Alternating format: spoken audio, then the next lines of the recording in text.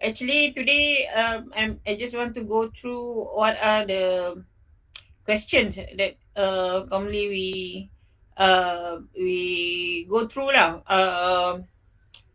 For normally for what you call it OSCE, huh? Especially for OSCE, the common topic that we usually give for OSCE. So please take some notes. Huh? There are some important point that you have to take notes lah. So normally, I give you a list of things yesterday, and I give you a list of things to read yesterday. So normally for procedure, there are few important procedure that you should know in Optal. The first one is intravitreal injection of anti VEGF, or any intravitreal injection, antibiotics, antiviral. Sometimes we give medication intravitreal via intravitreal. Normally, for eyes, if you give medication for anterior, yes, you can. The eye drop can reach only anterior parts of the eye, but to reach the posterior, you have to give systemically. You have to give the drug through systemically, either orally or or injection, or inject into the eye. So it is known as intravitreal injection. You can give steroid, anti-VEGF, um, antibiotic, antivirals. These are the among the drugs that we commonly give through intravitreal injection. Then the other procedure is Wisher-Humphrey. This is a perimetry, also known as perimetry. Syringing, a procedure to diagnose whether you have a nasolacrimal block or not. Visual acuity chart, actually visual acuity. How to take the intraocular pressure, and direct ophthalmoscope. Direct ophthalmoscope, usually we ask about the instrument itself, how it use, what label, normally label the instrument, and then which light to be used for certain condition. And then we have procedure. You have laser. There's three important laser that commonly asked: pan retinal photocoagulation laser, PRP. For laser, you must know what is the name of the laser, what is the indication for laser, what are the complication, name, indication, complication, and the technique for laser. So PRP, focal or grid laser. Focal and grid laser is two separate laser, normally give for diabetic macular edema. Then last but not least, the commonly asked laser is laser YAG, YAG. YAG, Y yttrium argon, G is something, apa lah lupa. Peripheral iridotomy. This is normally for acute angle closure glaucoma. Indication for acute angle closure glaucoma. Then anatomy, we can ask about anatomy. Normally we ask about label, and then what are the common pathology affected that area. For example, cornea, lacrimal system, angle of the eye, retina, optic disc, retina and macula. Okay. We can also ask also physiology. Normally we give you a diagram, and we ask you to explain the how does this physiology of for example, aqueous pathway, visual pathway, pupillary light reflect, sympathetic and parasympathetic of the eye. We can also ask about drugs in OSCE. For example, drug also can be asked about in OSCE MCQ. um, OBA. Okay, can ask anything lah. Actually, this actually this the whole topic is not only for OSCE. You can ask about long essay, KFQ, OBA. Uh, what else?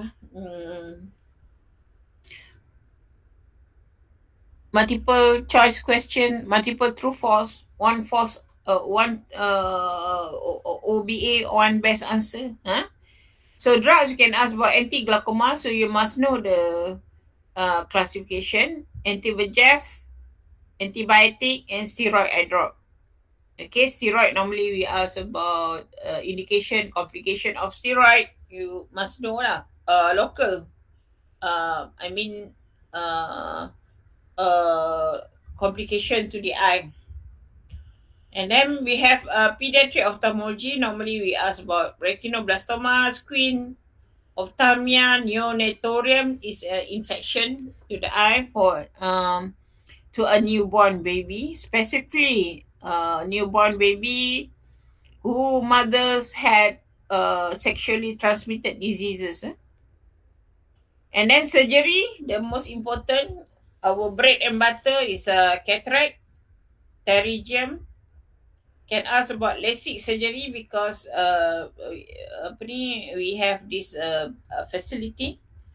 Pars plana vitrectomy, vitro retina surgery. We can ask about pars plana vitrectomy, scleral buckling, penetrating keratoplasty because our department we had cornea who's actively doing penetrating keratoplasty or cornea graft. Okay. Then the common eye problem include trauma. Divide into trauma where we can have penetrating injury, blowout, intraocular foreign body, chemical injury, industrial injury, blood injury. In retina diseases, you can have most important is diabetic retinopathy, age-related macular degeneration, hypertensive retinopathy, central vascular occlusive diseases such as central retina vein occlusion, central retina artery occlusion. And then we can ask about retina detachment. There are three types of retina detachment that you should know. The first one is rhegmatogenous retina detachment. Second is tractional retina detachment. And the third one is exudative retina detachment. For cornea and external disease, normally we can ask about cornea ulcer, allergic conjunctivitis, blepharitis, chalazion, pterygium, conjunctivitis. These are quite popular questions. Can ask in any thing lah. Glaucoma. Okay, glaucoma we can ask about primary open angle glaucoma, acute angle closure glaucoma, probiotic glaucoma, secondary to ischemic of the eye. Then ischemic retina normally. Infection, any kind of infection to the eye, for example, preceptor cellulitis, orbital cellulitis, endophthalmitis, herpes zoster ophthalmicus, due to chickenpox. And then for neuro-ophthalm, you can ask question about double vision with cranial nerve palsy, for example, cranial nerve 3, 4, and 4. Siapa yang dengan klinik dengan I yesterday who were with me in the clinic, kita suspect one lady with third cranial nerve palsy in early stage because her presentation is not that obvious. Okay. And then Horner syndrome, thyroid eye disease, optic neuritis, visual field defect, papular edema also we can ask. Okay. Takkan dah habis kot kelas No, not yet. Okay, we just started. Okay. Let's go through for some example. So anatomy. This is an example of anatomy of cornea where um,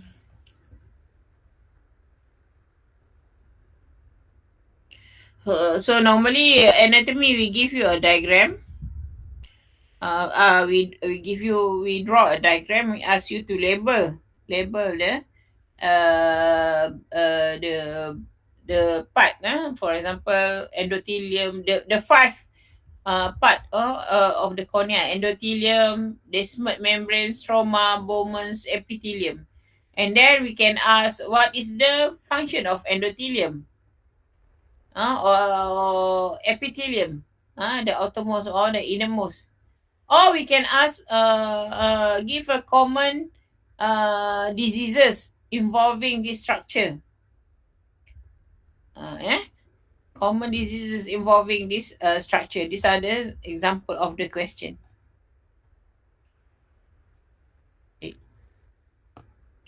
Okay, now the lacrimal system. Have you seen this anatomy diagram before? Anybody? Yes, doctor. So basically this is a lacrimal system. Is divided into two part: the excretory and the drainage part. This is the drainage part. Okay, excretory and drainage part. For excretory, the main organ that produce the lacrimal ataupun tears um, is a lacrimal gland. Okay, lacrimal gland itself, which is located here, supero temporal, here, located here. And we have small lacrimal gland in the tarsal. Okay, this are the one who produce the tears. And you know that our tears have three layers: mucin, aqueous, and lipid. Lipid is the outermost. Why lipid is the outermost? Because we want to prevent evaporation. Uh, Evaporation, lipid, lemak, oil prevent aqueous from evaporate. Okay, mucin is the innermost layer, the nearest to the eye, because in mucin layer you have a villi to trap the tears, and to make sure that the tears is located in its place lah, its own place, dekat mata, supaya tears tu tak mengalir laju sangat. But if there is apa ni there is a disruption in any layers, it will lead to dry eye. Any problem with or any of three layers, mucin, aqueous, lipid, it will lead to dry eye. The tears get evaporate quickly, become dry quickly, and you can have a problem which is dry eye. Okay, after it is produced, it is distributed evenly to the whole eye by blinking action. You blink your eye, so the tears will distribute evenly to the eye. And after that, it will be drained to the punctum.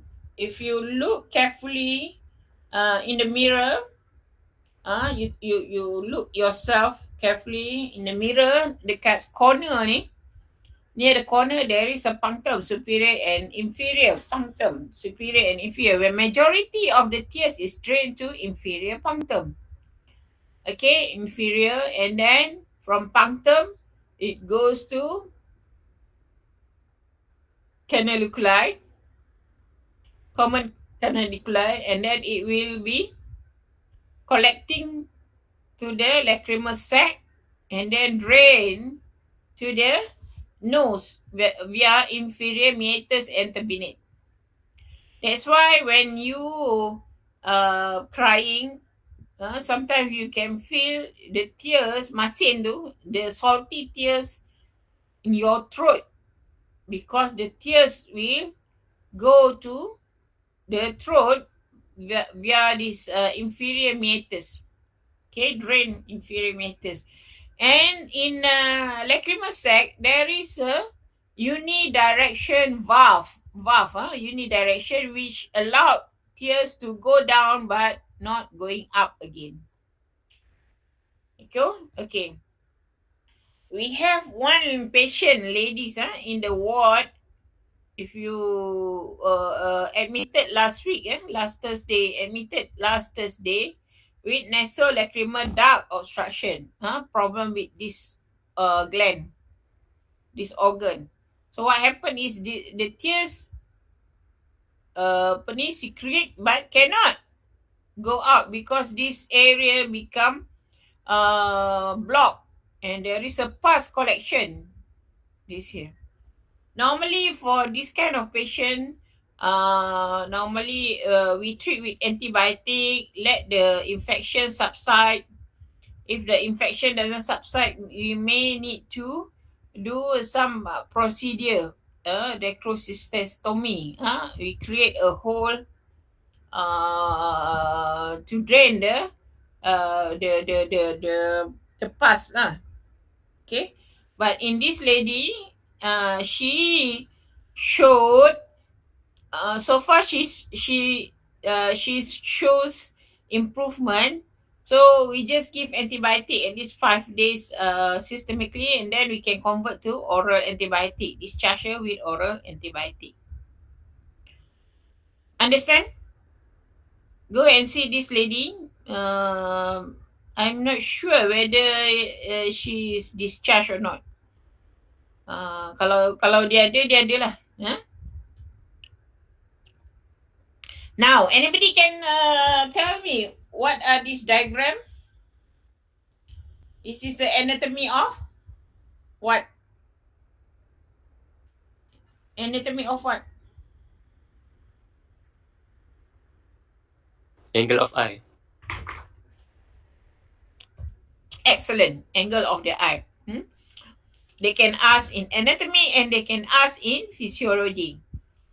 Normally, we give a draw and we ask you to label important structures. For example, cornea, iris, lens, trabecular meshwork, Schlemm's canal. Okay? Angle, pars plana, ciliary body. Okay? Lens. Here, lens. We ask you to label. And then we can ask you describe how the aqueous is produced and drained. So you have to tell that aqueous is produced in ciliary body. Okay, and then it travels in between the lens and the back of the iris, and then go to the pupillary opening, and then goes anterior in front of the iris to the angle where it will drain through trabecular meshwork. The action, trabecular meshwork act as a sieve penapis, penganyak. For example, you nak buat cake, you have to make sure that you sieve the flour, tepung properly so that you have a smooth cake. So it can only certain size of object can pass through this trabecular meshwork. Not everything can pass through the trabecular meshwork. Aqueous is water, so water can pass through this trabecular meshwork and then collected in Schlemm of canal and then drain through the trabecular to the uvea sclera outflow. Uvea sclera drainage. Okay, there are two pathway for aqueous drainage. Balik, tolong baca, go and read the two pathway. Where 98% is through uvea sclera drainage through the vein here. So what happened is when the intraocular pressure, IOP, intraocular pressure, is a balancing between aqueous production here and aqueous drainage. Its aqueous production is normal, but there is a reduce in drainage. The IOP will raise. Okay, normal production, but they have obstruction or delay in drainage, so the IOP will raise. Okay, or another thing is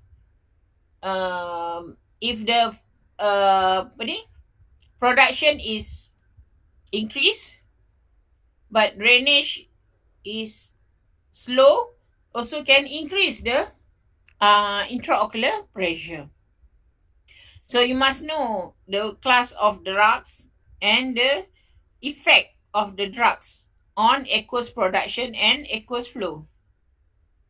Okay, there's some drug which facilitate the aqueous drainage, enhance the or facilitate the drainage, and some drug which impinge or reduce the aqueous production. Okay, there is another laser which can specifically destroy the ciliary body and cause reduce in aqueous production. That is, they call it cyclodiode.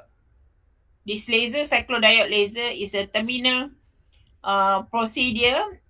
Is normally used bila apa ni, in indication in painful blind eye, where we kill this ciliary body so that ciliary body doesn't produce the aqueous, so it will reduce the intraocular pressure. However, the side effect of cyclodiode is the eye become tisicle, kecut. The eyeball tu become shrink, tisicle. However, it doesn't matter because it is painful blind eye. The eyes already legally blind. Okay, legally blind, so it doesn't matter.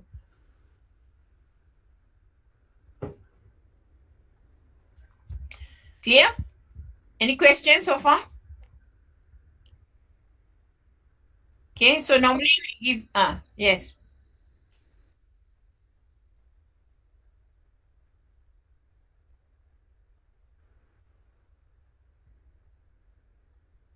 Oh, okay.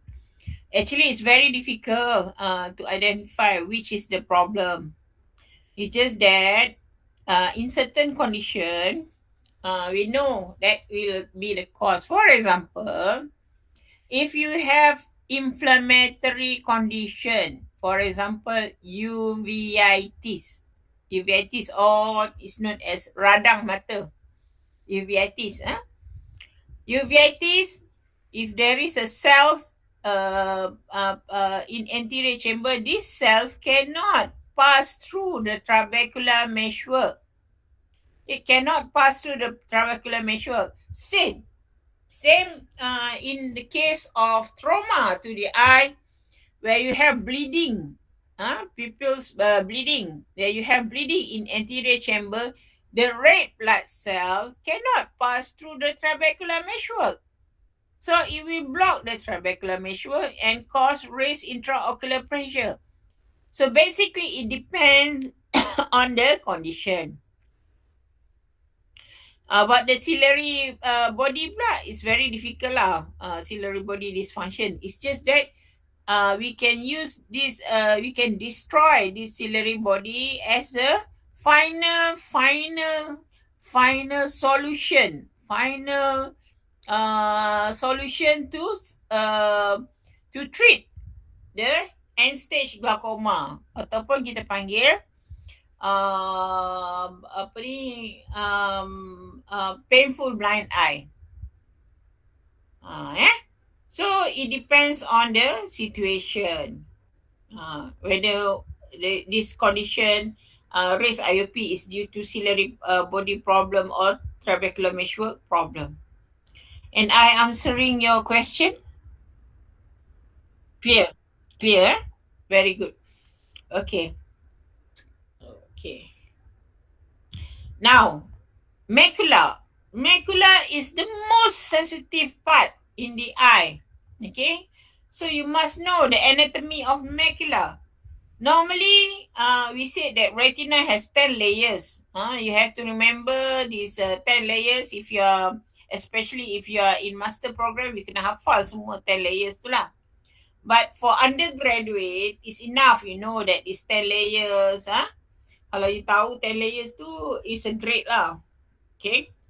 But normally we don't expect you to know the name each 10 layers. However, when it come to macula, macula is located at posterior pole. Posterior mean belakang, back. Posterior. If there is a globe, contohnya apa ni, globe kan, the eyeball. So this is anterior, so this is the posterior. Yang arrow tu dekat posterior. So macula is located at posterior sebelum dekat optic disc. Before you go to optic disc, next to optic disc is macula. So when it come to macula, the 10 layers tu, 10 layers, the 10 layers, it become 3 layers. So macula shape dia macam ni, it's like a donut. Kalau you tengok daripada atas, it's like a donut. But when you see from the side, it's like a bukit, and then a valley, and then bukit, another bukit. Okay? Dia punya rupa macam itulah. Okay? Dia punya rupa something like that. Bukit, lurah, bukit. That is a macula. Daripada 10 layers ni, 10 layers, it tinggal 3 layers. What are these 3 layers? These are the 3 layers yang tinggal dekat sini. Okay. These are the 3 layers. Yang pertama is photoreceptor layers. Photoreceptor layers, internal limiting membrane. Ni photoreceptor layer. And then internal limiting membrane. And then ni photoreceptor, internal limiting membrane. And then satu lagi layers kat sini.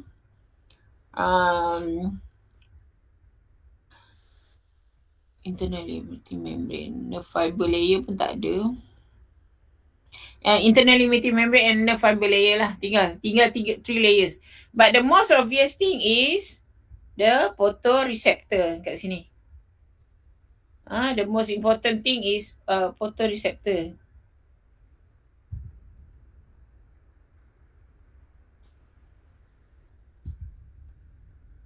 Yeah, the photoreceptor kat sini. The photoreceptor is taller, more abundant, more packed in macula. Okay, what is the function of macula? Macula ni, if you want to have a sharp, distinct object, the image, the light rays yang datang daripada depan, masuk dekat lens, masuk dekat cornea, dekat lens, must fall or must be focused and fall exactly in the center of the fovea ni. Then you can have the sharp vision sebab dia tak ada melalui lapisan apa-apa, terus pergi ke photoreceptor. Then only you can have sharp vision. Otherwise, kalau ada problem dekat macula, contohnya macular edema, macular scar, in age-related macular degeneration, macular edema in diabetic retinopathy, macular hole in patients, some elderly with some pathology, macular hole, you won't be able to get a sharp vision because image doesn't fall exactly on the macula. Ada problem dengan macula, you won't get sharp image. So if you don't get sub image, you may get central scotoma. Maksudnya whenever the patient look at you, the center part dia tak boleh tengok. It's blurred. Periphery nice, sharp, nice vision, but center they cannot focus on the center. That's what happen when you have macular problem. And then we can ask you what are the common pathology affecting this area. The common pathology is diabetic macular edema, age-related macular degeneration, and then macular scar, and then you can have um, apa lagi? Age-related macular degeneration, macular scar. Macular hole tadi I dah cakap. Okay? Any question on macula? Okay, let's go next. This is the 10 layers of retina. Tapi you tak perlu tahulah because you must know kat mana anterior, kat mana dalam, kat mana luar. Where is inner, where is outer? From here, from this diagram, which is the inner, where is the outer? Outer means the layer is next to choroid. Choroid. Lepas choroid, sclera. Sclera, lepas tu conjunctivitis. Conjunctiva. So the outer is here. Pigment. Here. Pigment epithelium is the outermost. Retinal pigment epithelium is the outermost. This is the outer. This is the inner. Inner, this next to vitreous. Okay. So rod cones, after that RPE. So this is outer. So the light will strike from here. Cahaya akan masuk daripada cornea, retina, dia akan strike here. Dia akan pergi ke sini. Dia akan melalui all these 10 layers. 10 layers, dia akan pergi ke RPE sini. And then dia akan convert into the impulse and then pergi ke optic nerve. Faham? So you nampak macam terbalik sikit. Ni RPE, retina pigment epithelium. This is the retina layers. This is dia panggil neurosensory. This is retina pigment epithelium. So what is actually the retina detachment? Retina detachment is separation. The neurosensory layer, these 10 layers ni, neurosensory ni,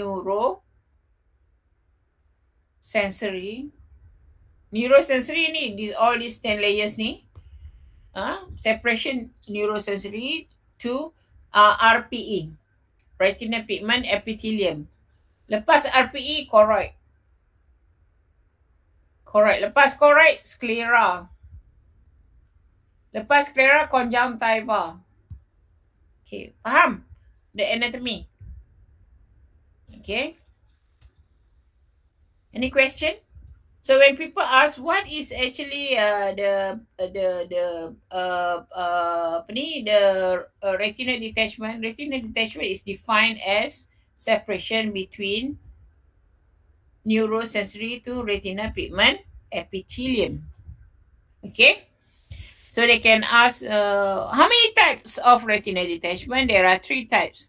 Rhegmatogenous retina detachment, tractional retina detachment, and last but not least, exudative retina detachment. In rhegmatogenous retina detachment, this is important. There must be a break or hole in the retina. There must be a break or hole which cause the retina detachment.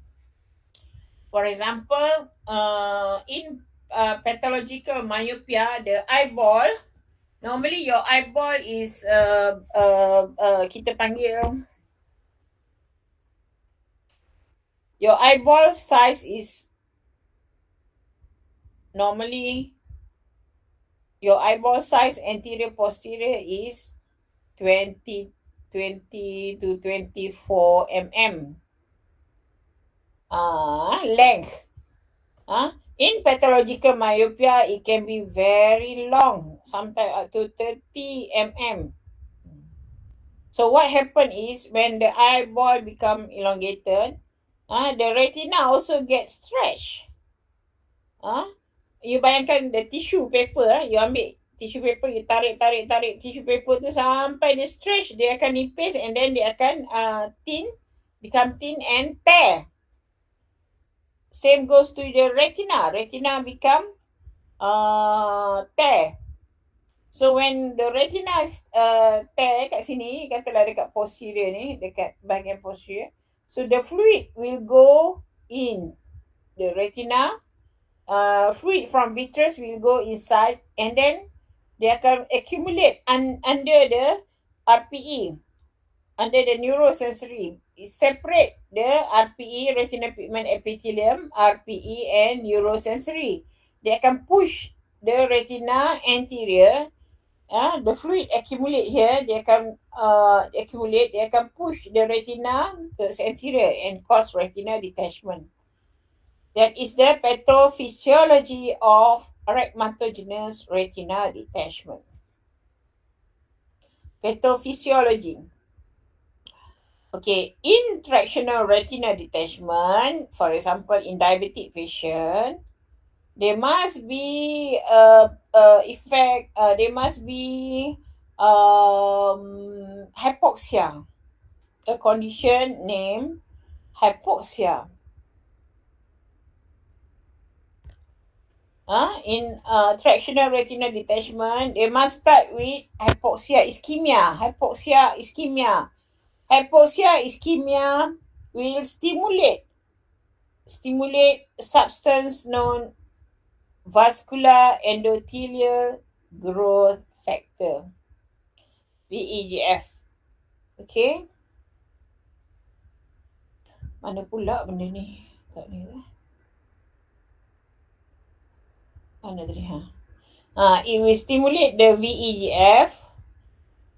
They stimulate VEGF. So VEGF has two effects. One is new vessels formation, and new vessel formation. One is increase permeability.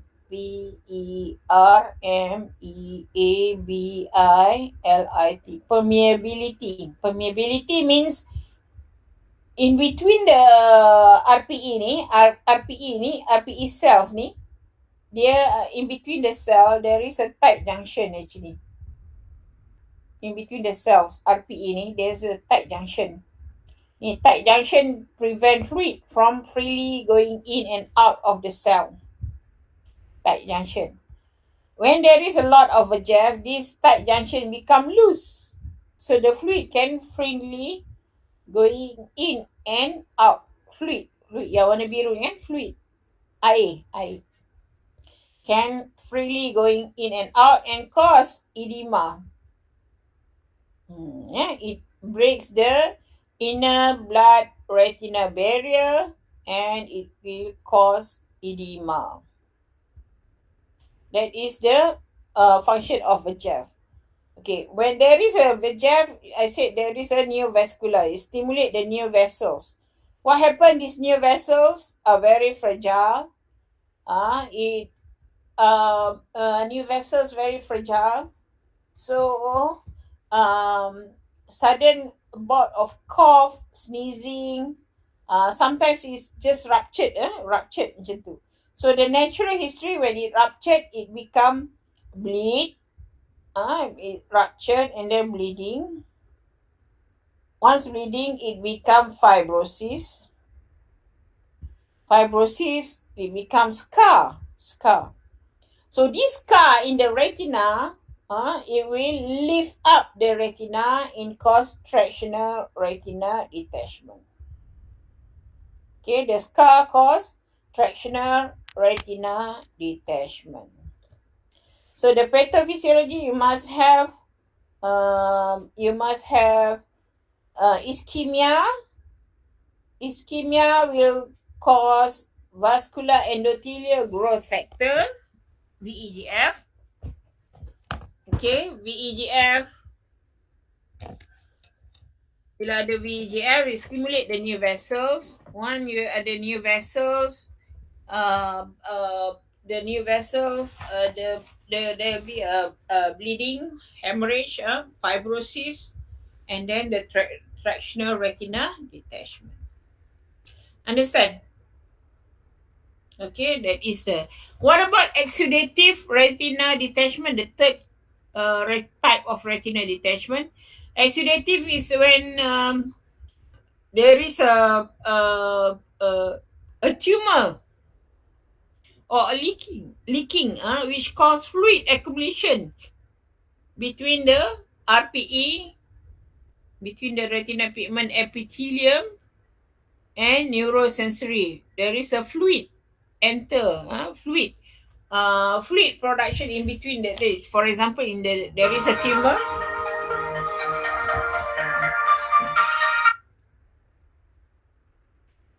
When there is a fluid in between that, apa ni? Hello? Hello. Hello, tengah kelas tengah kelas. Adzura. Ya, ya, tengah kelas. Oh, tengah kelas. Okay. Okay. Sorry. So there is accumulation of fluid in between RPE and the neurosensory layer in between because of the fluid accumulation. Fluid is produced by the tumor.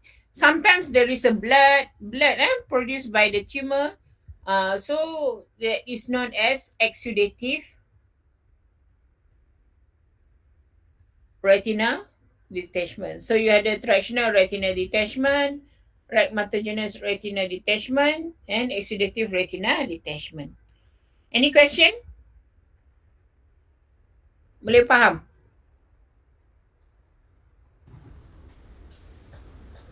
So far faham? The pathophysiology?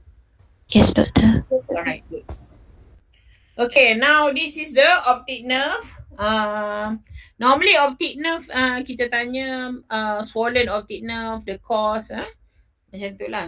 Nak tanya anatomy detail sangat, rasanya tak boleh jawab kot. Okay, selalu kita tak tanyalah. Now the physiology, again, physiology angle structure.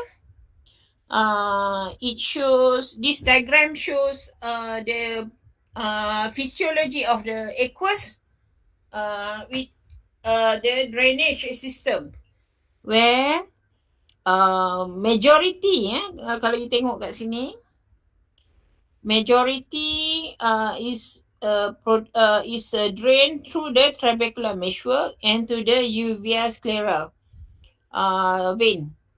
And then there is a minority majority from trabecular meshwork, Schlemm's canal, and to the venous system.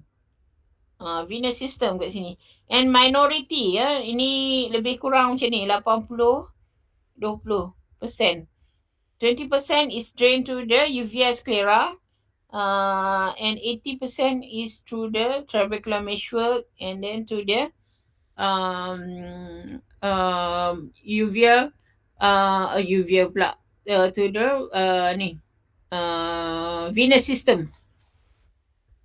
So two type of drainage of the aqueous, majority to the venous system, and 20% to the absorption to the uvea flow. Okay, uvea flow kalau you tengok sini. Okay, boleh baca balik untuk ulang kaji. Now, anybody can tell me what is this diagram for? This diagram shows the light pathway of the eye. Light pathway, okay, where we start from when the light strikes the retina, it turns to the impulse from the impulse, it goes to the, kat sini dia panggil optic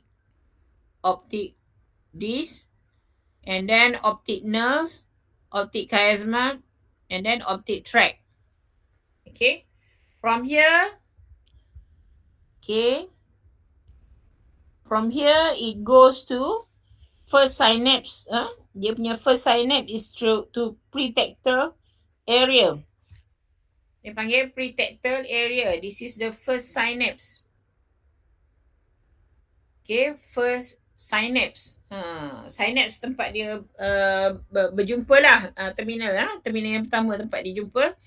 So first synapse is pretectal area. From pretectal, it divide into two, right and left, and then it goes to the second synapse is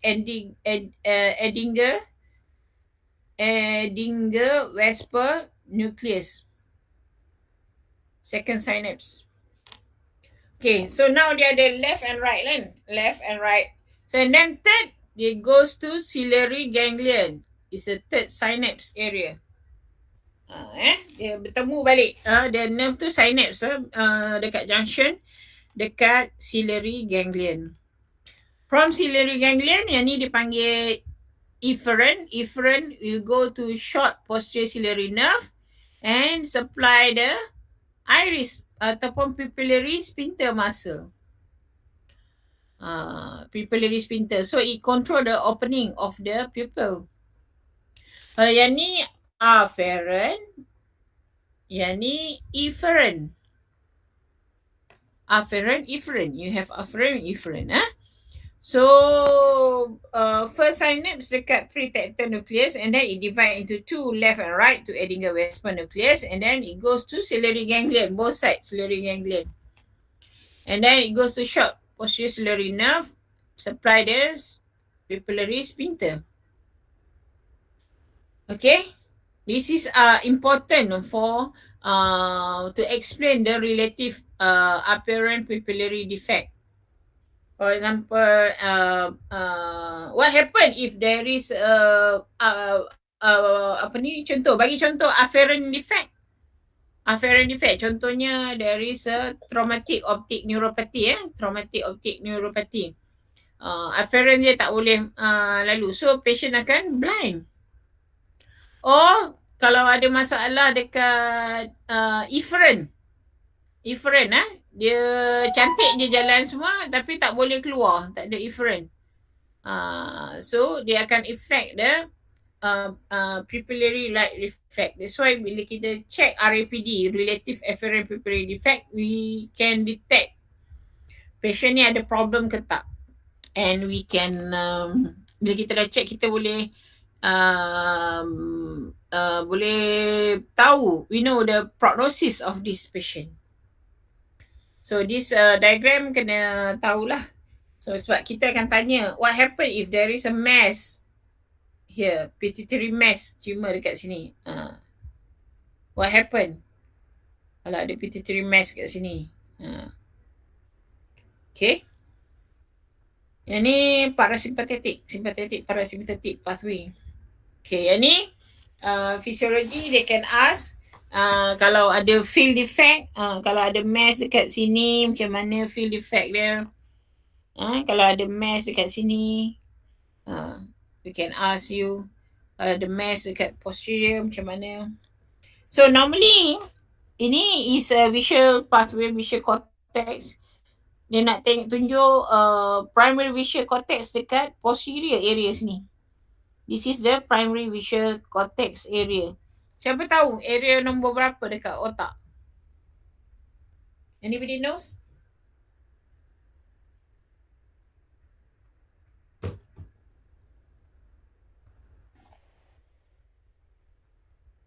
Area nombor apa? Ada dua area.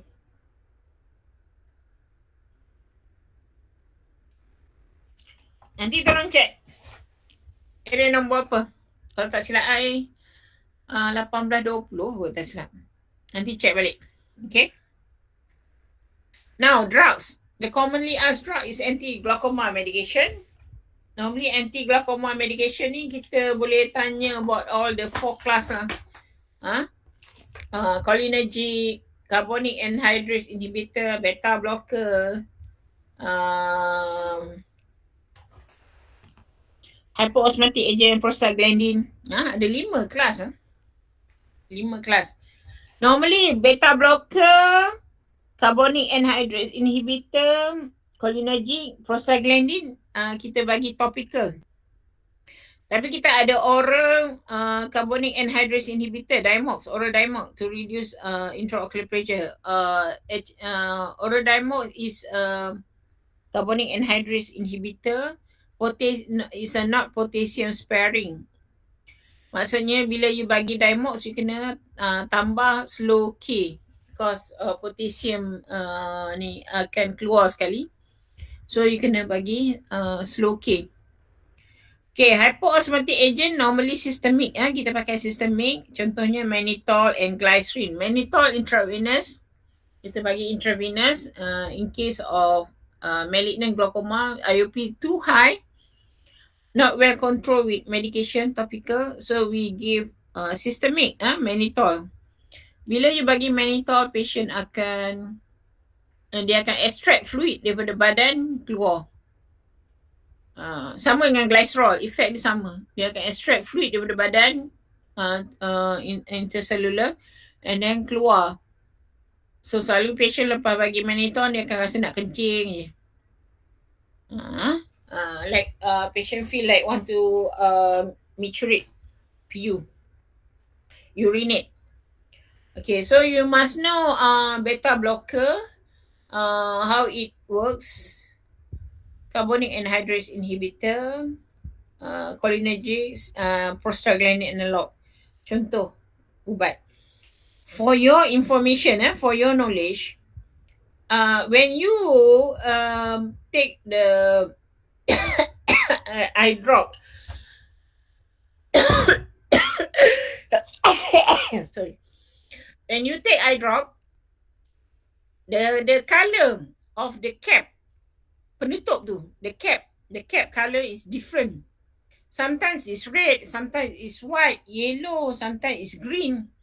And the color is not purposely the manufacturer letak, just purposely letak the color like that. There is a meaning for each color. For example, dilating drop, normally they use bright red dilating drop. Constricting drop, like pilocarpine, is green. Dilating drop, phenylephrine, atropine, usually red in color. And then for the drug also, they have the color coding untuk certain drug. Contohnya carbonic anhydrase inhibitor, dia ada color, certain color. Kalau you tak percaya, you pergi kat klinik tengok. Rupa eye drop. Okay. Now, what is this procedures name of this procedure? Anybody can tell me? Right? Intravitreal injection. Name of the procedure is intravitreal injection. Can you name few indication for intravitreal injection?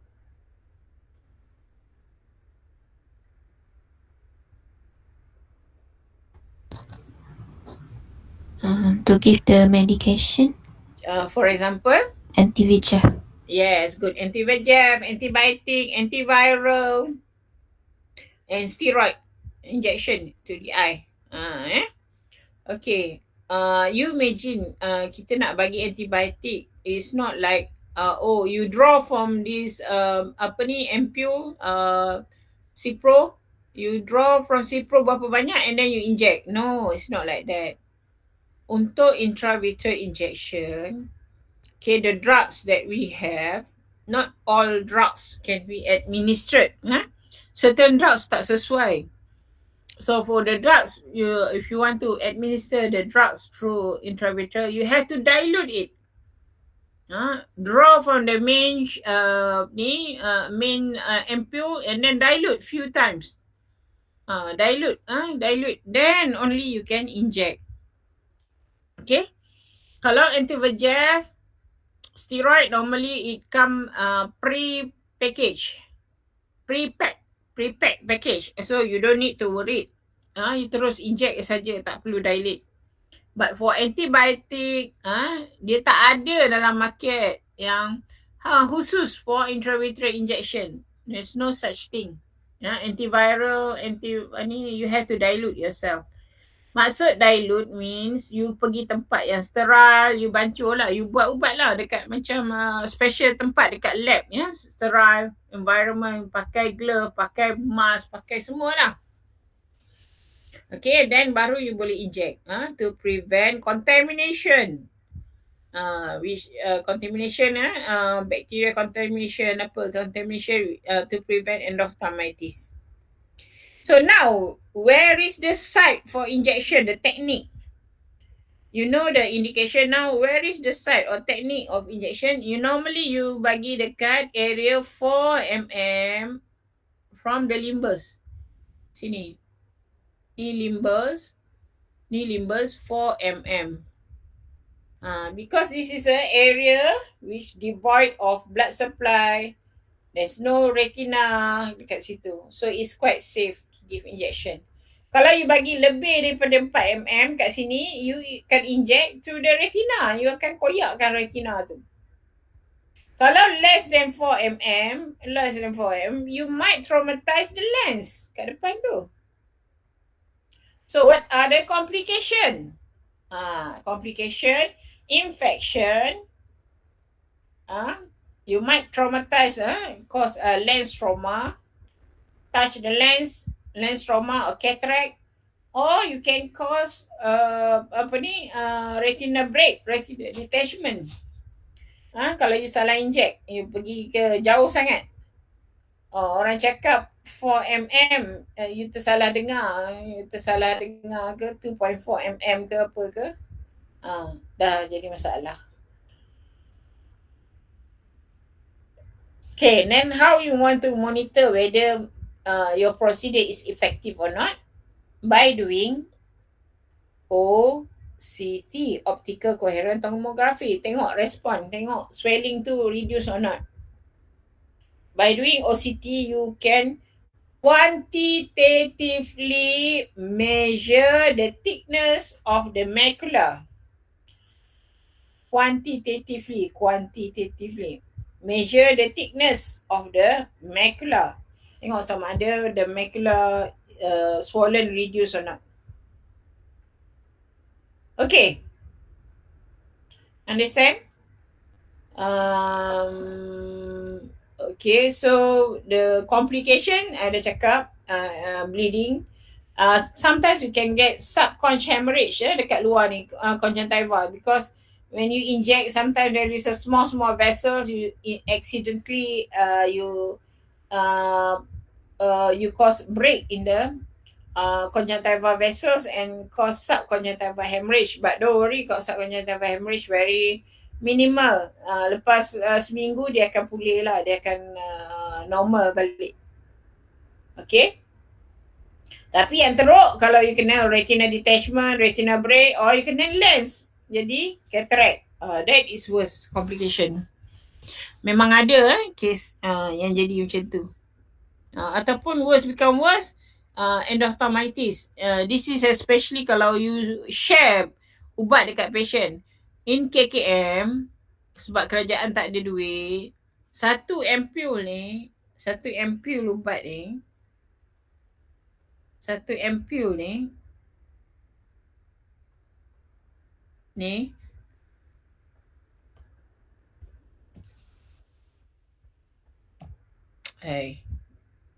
they can share with so many patient. Satu ni. Bayangkanlah ini 0.1 ml. Dia boleh share 3 patient. 3 patient. Macam mana dia buat tu? Dia pakai tuberculin syringe yang halus tu. Where the dead space dekat jarum tu tak ada dead space tu. So they share 3 people. Because this anti-VEGF are very expensive. satu vial is almost 1,300 one vial. Cuba you bagi kat orang biasa, dia tak mampu sebab they need 3 consecutive injection every month. Kalau dia kena dua-dua mata, tak ke 2,000 lebih sekali inject. So sebab tak mampu KKM, dia akan share among the patient tau. Masa nak inject tu dia draw, dia share. So kita pun rasanya kalau kita tak ada yang skim pensioner semua tu, yang kita kena share lah dengan ubat tu dengan patient lain. Tapi sebab kita ada pensioner, yang pesakit itu ada yang pension, so dia tak perlu share lah. Kita kita inject dia tak perlu share lah. Now, anti-inflammatory ataupun steroid. Steroid is used in the eye, either topically, intravitreal injection, or sometimes orally. Normally, indication for steroid is inflammation, uveitis, radang, to reduce the swelling. Dulu kita pakai steroid injection lah dalam mata. Sekarang kita ada anti-VEGF, kita dah jarang pakai steroid. We can use topical in case of anterior uveitis. Normally kalau posterior uveitis kita pakai oral. Kita makan ataupun oral lah. Normally oral lah sebab as I said, the topical drugs won't reach posterior easily. You need systemic. So steroid ni dia ada yang ikut potensi kekuatan dia. Dia ada yang lemah dan dia ada yang kuat. Yang paling kuat macam ni lah prednisolone. Yang lemah FML, FML, fluoromethanol acetate FML, semua ni kira lemah lah FML. Kalau prednisolone semua ni kira strong lah. Very potent lah, kuat lah. So ini yang selalunya ni tengah-tengah lah. So sometimes you must know what is the indication, anti-inflammation, and what is the side effect of steroid, complication of steroid. Normally it can cause raised intraocular pressure. Dia panggil steroid responder. Steroid responder. Responder maksudnya when you start a steroid, within 2 weeks the IOP raise. But once you stop the steroid, within 2 weeks the IOP will come down to normal. That is known as steroid responder. You don't know who is steroid responder. Dia tak ada chop kat dahi ni. Siapa patient kita yang ada steroid responder? Patient mana yang ada steroid? Tak ada. You bagi, then tiba-tiba IOP naik, then kita suspect steroid responder. So very difficult. How do you manage when you have a patient with who's a steroid responder ni? Tak ada cara lain. You kena bagi alternative drugs, anti-inflammatory steroid and 3 inflammatory drugs lah. Contohnya indomethacin, Ponstan, semua tu lah. So you bagi NSAID. Okay, so tak ada cara lain, memang kena bagi itulah. Kita ada topical drops, NSAID topical, contohnya Navenex, NSAID. So you must know what is the complication to the eye. Contohnya cataract, glaucoma, raised intraocular pressure, and sometimes they can get central serous choroidal retinopathy. Systemic medication, itu banyak. So you baca sendirilah. Okay? Steroid. Ni yang I cakap tadi. Normally, the eye drop kan, dia ada different cap, different color, menunjukkan certain ubat lah. Class of the medication, the cap. putih apa, ni warna apa, macam warna orange, warna peach. Okay, let's go to the procedure. Procedure intravitreal injection is important. Tengok, nampak jarum ni, dia inject dekat area sini, lebih kurang 4 mm from the eye, 4 mm from the limbus. There is a intravitreal injection procedure. Lucentis, kalau dibagi ubat, Lucentis is anti-VEGF lah. Okay, so intravitreal injection of anti-VEGF, indication dia selalunya age-related macular degeneration, tulis ARMD, diabetic macular edema. This is the known ataupun established indication in Malaysia by KKM. Indication for anti-VEGF injection dalam mata is diabetic retinopathy, diabetic maculopathy, age-related macular degeneration, myopic or new vessels secondary to myopia, central serous choroidal retinopathy. This is among the indication for anti-VEGF. Okay, complication, tadi itulah infection, trauma to the lens, trauma to the retina, cause retina detachment, subconch hemorrhage, to the complication. So now, what is this? Anybody can tell me? Tadi ada mention. Siapa boleh cakap? Visual field. Visual field or perimetry. It is a procedure.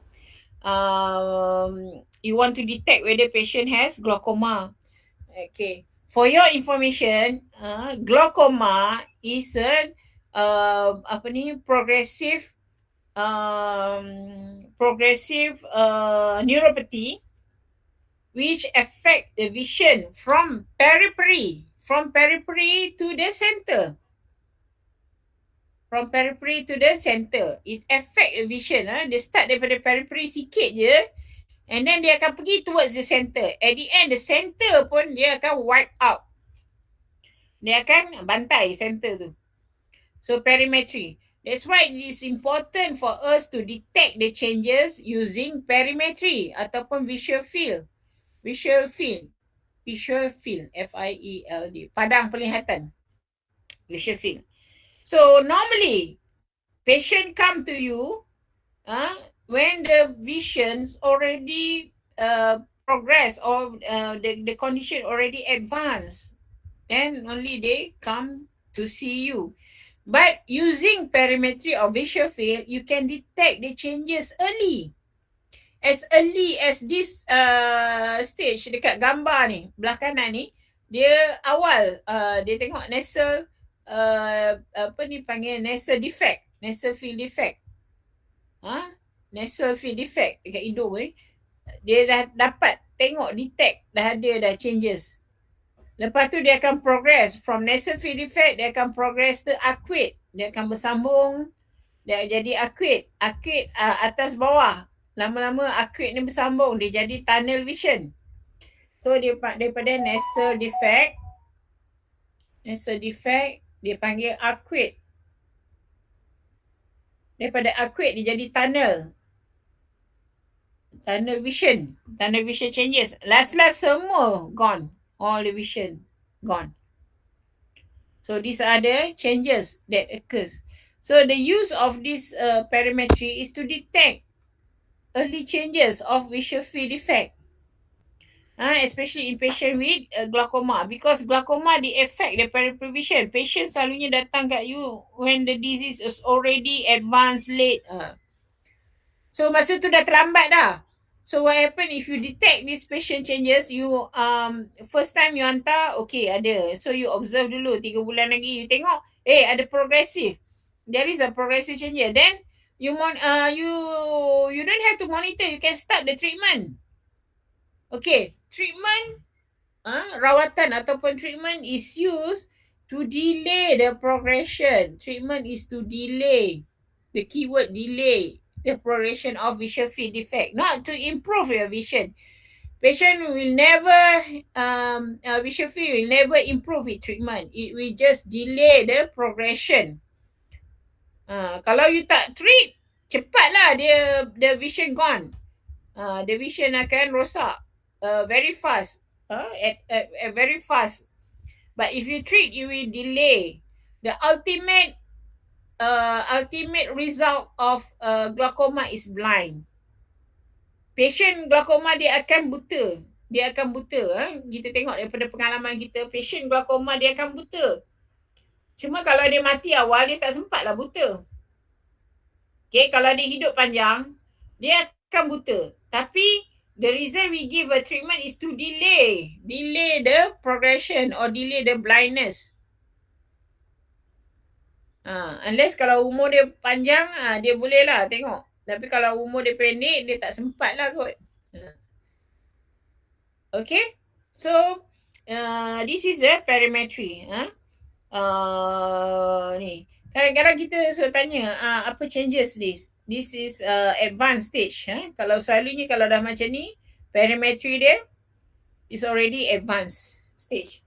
Petang ni, Aina, you pergi kat klinik, jumpa Brother Azwan, jumpa Dr. Azwan, ataupun mana-mana optometry, minta tunjuk kat you visual field changes in glaucoma patient. So, ajarkan visual field.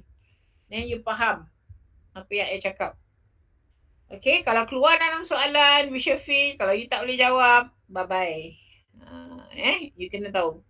Indication to detect the visual field changes in glaucoma patient.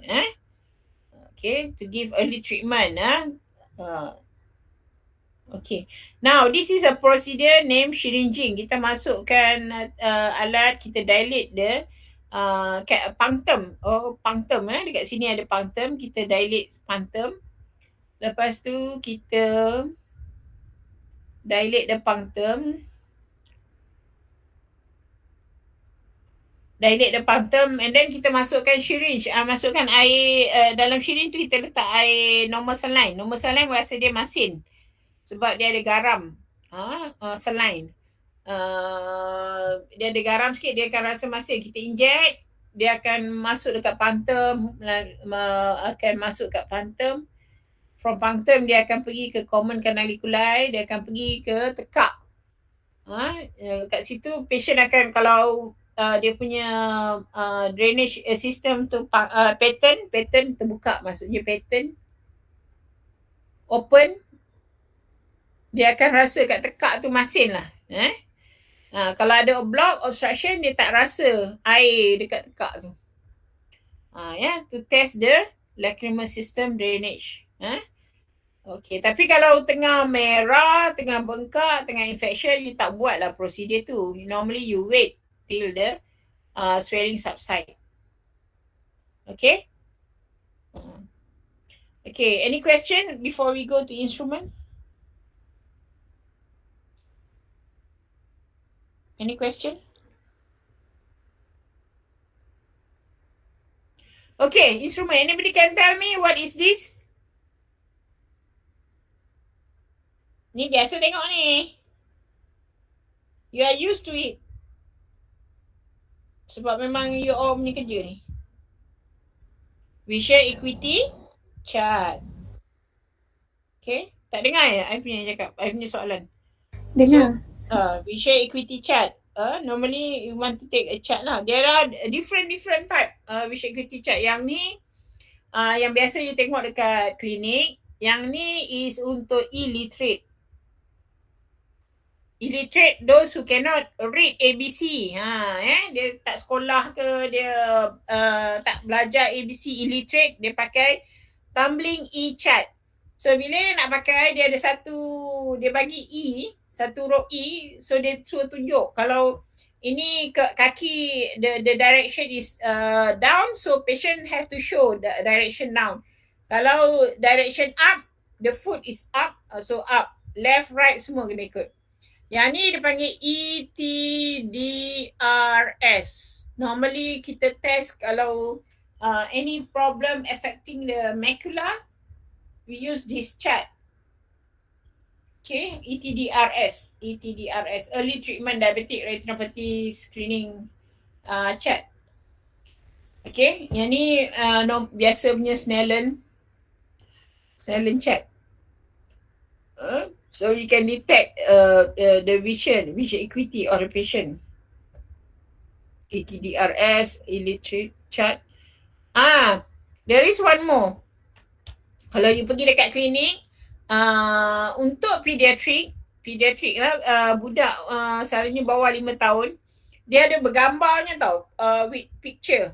So you pointed dekat satu gambar, contohnya gambar lori dekat papan ni, the kids akan tunjuk gambar lori juga. Ataupun you pointed gambar kapal terbang, the kids akan tunjuk gambar kapal terbang, menunjukkan dia nampak benda tu. There's one more in babies yang tak boleh bercakap langsung, baby yang tak tahu ABC tak boleh cakap. Dia panggil Catford drum. Catford drum ni ada dekat klinik. Dia ada drum dekat bilik 1 tak silap Drum dia pegang dekat sini. Lepas tu drum ni boleh berputar. Dia ada line lah berputar. Kalau budak baby tu nampak, mata baby tu akan berputar. Bila drum tu berputar, mata baby tu bukan berputar. Mata baby tu akan bergerak ke bawah, ke atas, ke bawah, ke bawah, atas bila drum tu berputar. It indicate that the baby saw that. Dia nampak drum tu. Dia boleh view drum tu.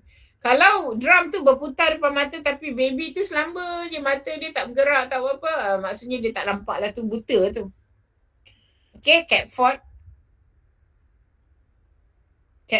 drum.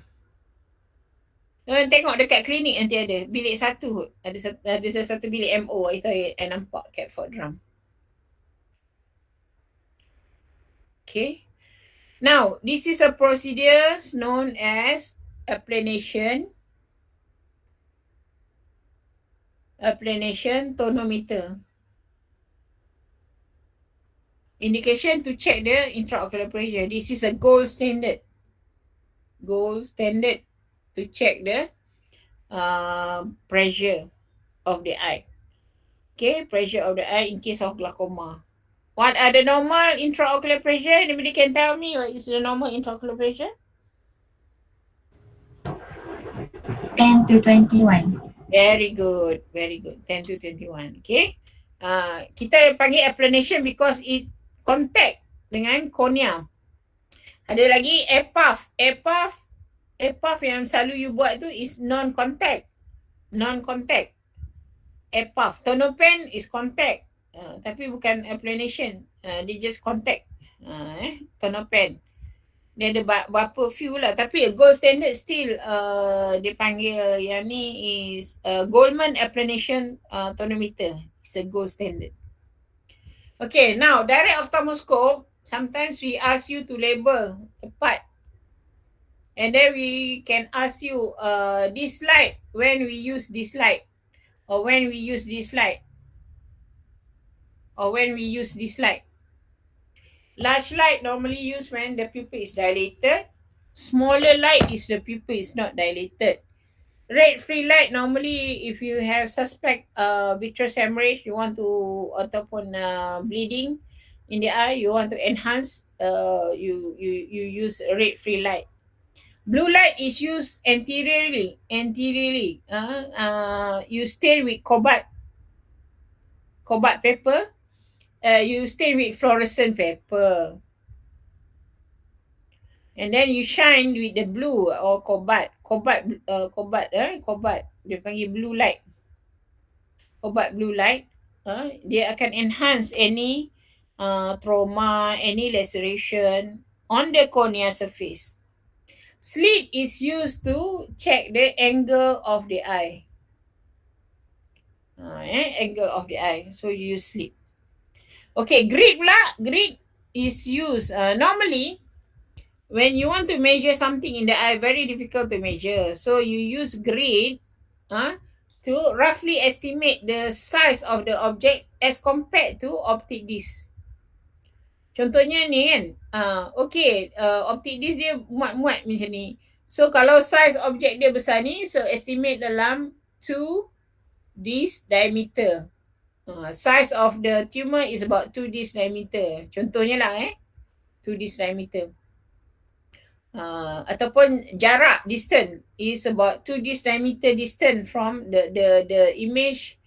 The tumor is about what 1, 2, 3 about 3 this diameter from temporal to the optic disc. Macam itulah.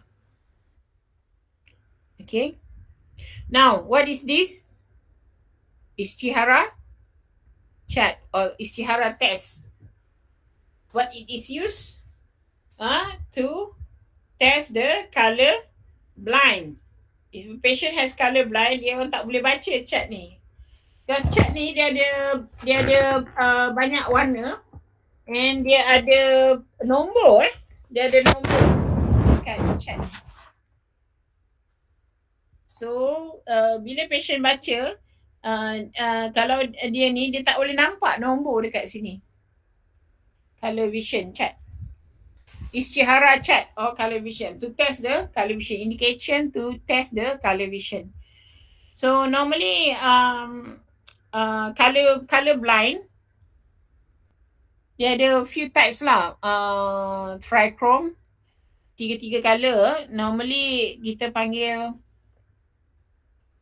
RGB, red, RGB, red, green, blue. Blindness. Kalau 3 dia blind, dia trichrome.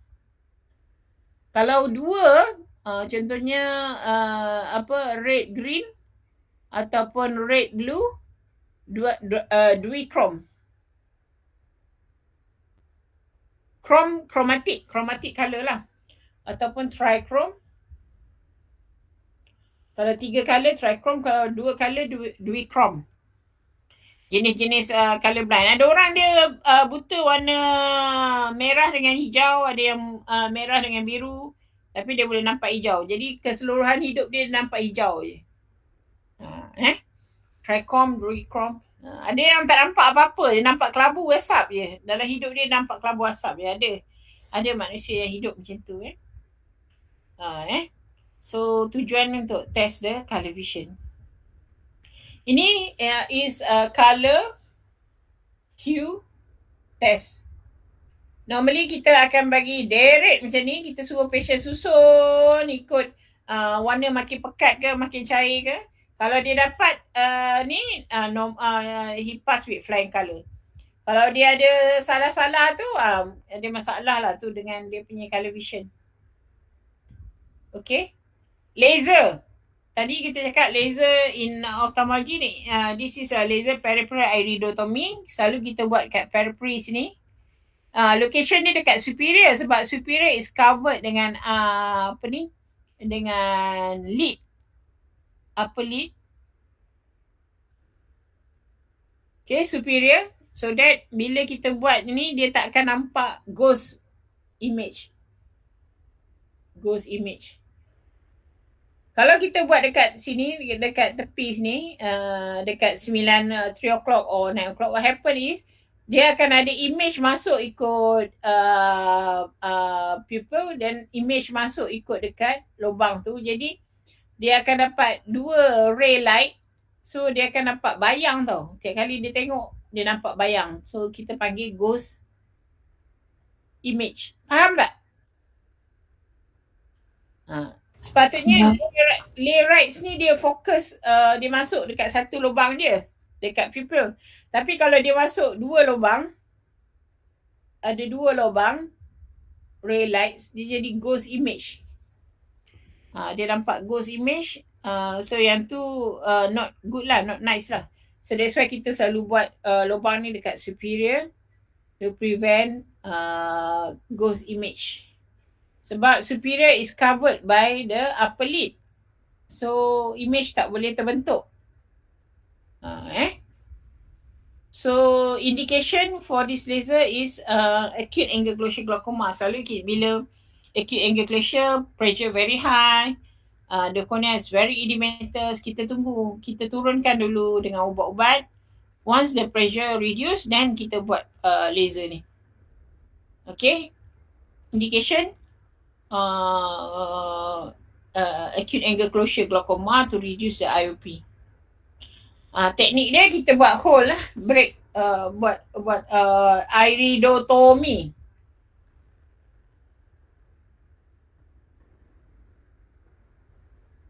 Tomy mean bulat, lubang. Tomy.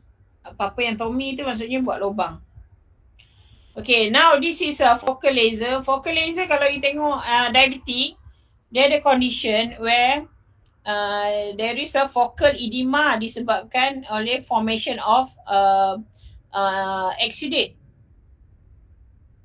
Exudate dalam bentuk ring, dia panggil succinate ring. Succinate ring. Exudate. Exudate ni dia akan bentuk macam ni, dia akan menyebabkan edema area ni. So kalau you nampak succinate ring, you look hard dekat center, look hard dekat center of the ring ni, dia akan ada hemorrhage, pendarahan. Kat sini. So you bagi focal laser, you nak apa ni, laser tu is to seal off the leaking. Seal, you lekat, you tembak dekat apa ni, vessels yang leaking tu. Leaking vessels tu you laser, you nak seal off the leakage. Okay, that is focal laser. Indication, focal leaking, focal injection. Okay. Kalau grade pula, grade is when you have diffuse macular edema. Diffuse maksudnya menyeluruh. You tak boleh nak bagi focal. You kena bagi laser. Laser, this laser is very gentle laser. Very gentle laser. You bagi dekat macula just to stimulate the retina. Ingat tak sel tadi, retina pigment epithelium, RPE. Stimulate the RPE to remove excessive fluid. Stimulate RPE to remove excessive fluid. Okay, so that it will reduce the edema. That is the function of focal laser.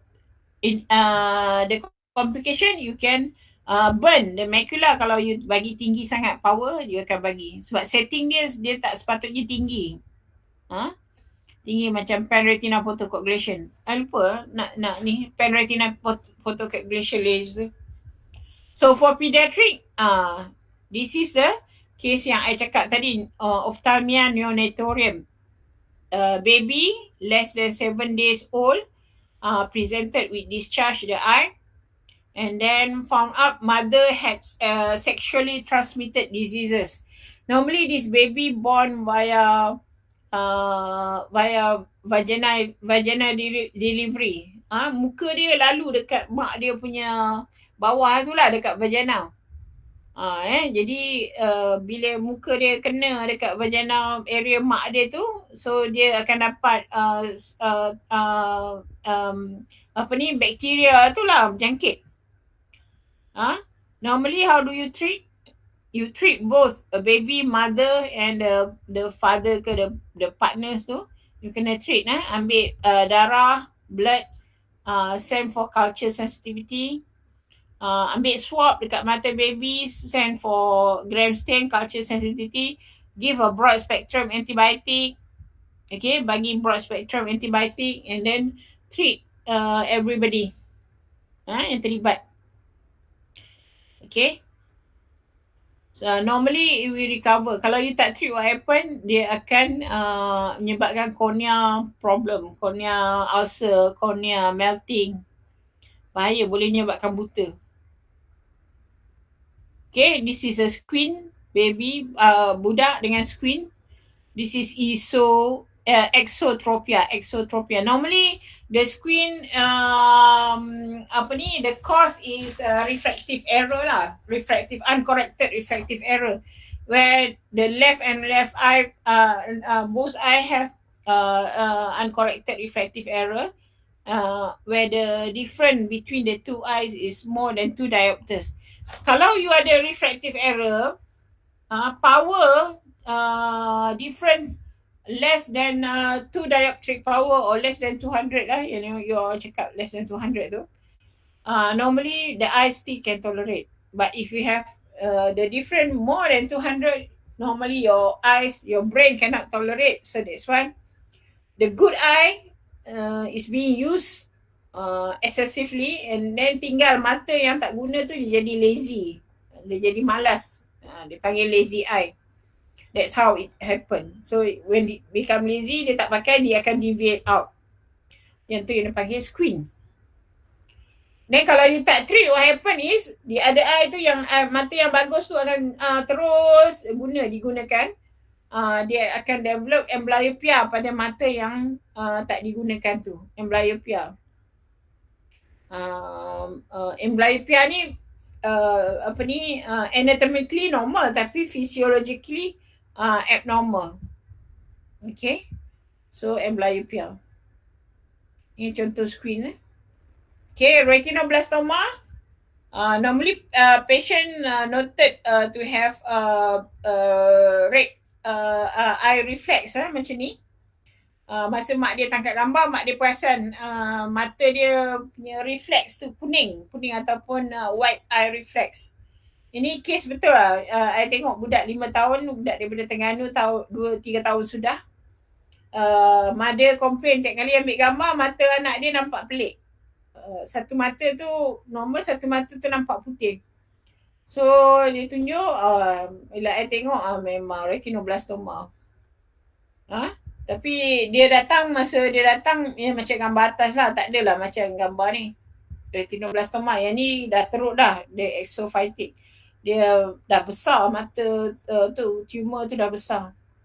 Then kena buang semua, and then reconstruct balik, and then pasang artificial eye. Artificial eyes ni macam mata betul, tapi sebenarnya dibuat daripada prosthesis. Prosthesis ni dibuat macam mana tau, tu yang kalau doktor gigi buat gigi palsu tu, benda yang sama dia, material dia guna untuk prosthesis, eye prosthesis. Okay, retinoblastoma is a genetic due to chromosome changes.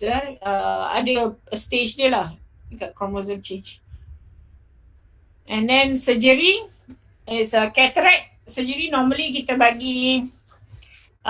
bagi gambar, series of photo, and then we ask you to describe what is this procedure, name the stage of this procedure, and then normally we ask about complication, intra-op complication, early post-op, and then late post-op complication.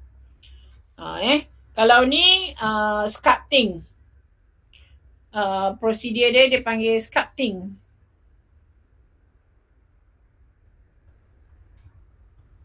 Okay, this is a sculpting. Kita nak apa ni? Sculpting of the eye.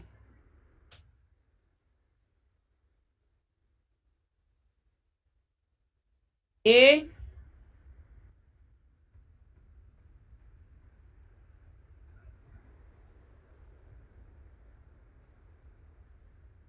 Yang ni prosedur ni dipanggil sculpting. Kita nak sculpt the lens. Lepas tu kita nak divide a lens untuk to break it into small pieces supaya kita senang nak aspirate out. Yang ni is insertion of the intraocular lens. Intraocular lens ni special, dia boleh foldable, kita boleh inject, kita bila dia masuk kat mata dia akan it will become dia akan kembang macam biasalah. The complication you must know: early intra-op complication, early post-op, and late post-op complication. Now this is a pterygium surgery. Nampak pterygium? We remove the pterygium and then we put a glue. Sometimes kalau tak ada glue kita jahit. Kita ambil sampel, kita ambil donor graft daripada mata yang sama, ambil sikit sini dan kita tampal kat sini tempat yang bare tu. Okay. Sampai kalau tak ada glue, kita jahit ataupun kita pakai, sekarang ni kita pakai patient own fibrin daripada mata dia sendiri. Okay, LASIK surgery. LASIK, you must know this step by step, especially kat sini, flap creation, sculpting. dia kena kebaskan mata tu, numb the eye and then create a flap. Dulu kita pakai blade, kita potong, kita create scrap. Sekarang ni kita pakai laser je, kita buat flap ni kita pakai laser, lepas tu kita sculpting, kita bentukkan balik cornea tu pakai laser juga, and then flap ni jangan cabut, dia ada hinge, dia ada macam pintu, lepas tu dia tutup balik, dia reposition, dia akan ni. So it molds the cornea untuk dapatkan power yang kita nak tu. Okay, this is pars plana vitrectomy. This is Dr. Aidila punya subspecialty, where kita buat dekat vitrectomy ni dekat area pars plana area, about 4 mm from the limbus. Kita masukkan alat dipanggil vitractor. Vitractor is a vitreous cutter. Vitreous cutter ni dia is a alat macam needle. Dia ada dia rotate about 400 to 600 rotation per minute.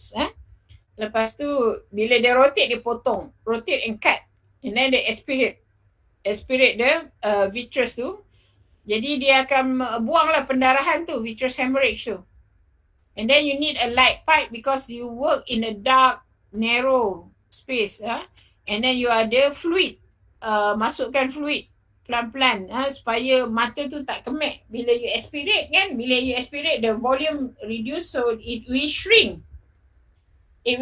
But then when you put the water, it will maintain the shape. So that mata tu tak kempis, kemek.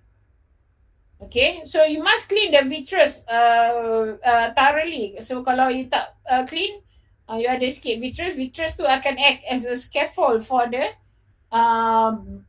blood vessels to grow again. So normally you kena bersihkan betul-betul, sebab I pernah tengok case, the surgeon tu tak bersihkan vitreous tu betul-betul, jadi dia patient dapat lagi sekali vitreous hemorrhage because the new vessel tu tumbuh lagi. Okay, the indication is vitreous hemorrhage, tractional retinal detachment, complication, infection, retinal detachment, trauma to the structure in the eye, okay, during the surgery. Okay, this is dia panggil buckle, sclera buckle, in case of rhegmatogenous retinal detachment, where dia akan ikat tie the silicone band around dekat equator of the eye to reduce the traction of the retina. Lepas tu dia akan pasal ni dia akan laser untuk bagi seal the yang koyak tu lah. So bila dia laser, dia retina tu akan lekat balik. So buckle ni dia bagi untuk kurangkan anterior posterior traction. Okay, in case of rhegmatogenous retinal detachment. Dulu kita pakai ni, banyak yang pakai ni. Tapi masalahnya bila complication ni, after you do the sclera buckle, patient punya refractive error akan start lah. Dia akan memanjang lah, bola mata akan memanjang. Dia akan jadi inilah, dia akan jadi myopic shift. This is a calasion. The procedure is known as incision and curettage. Incision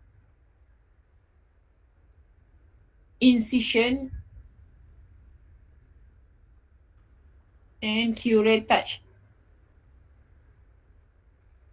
What it does is, dia pakai instrument ni, dia panggil calasion clamp ni.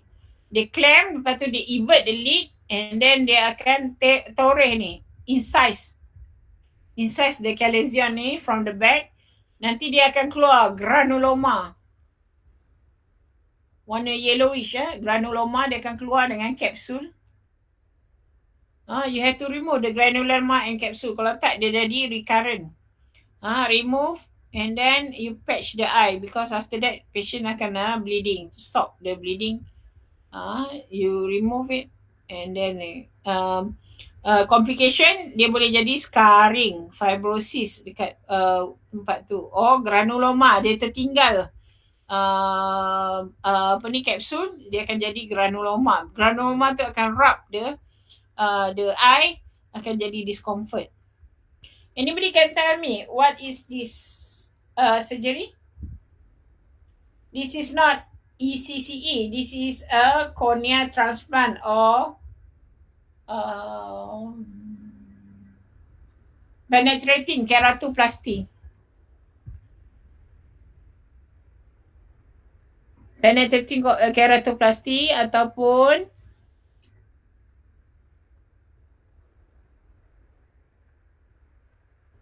PK, penetrating keratoplasty. PK. Sorry.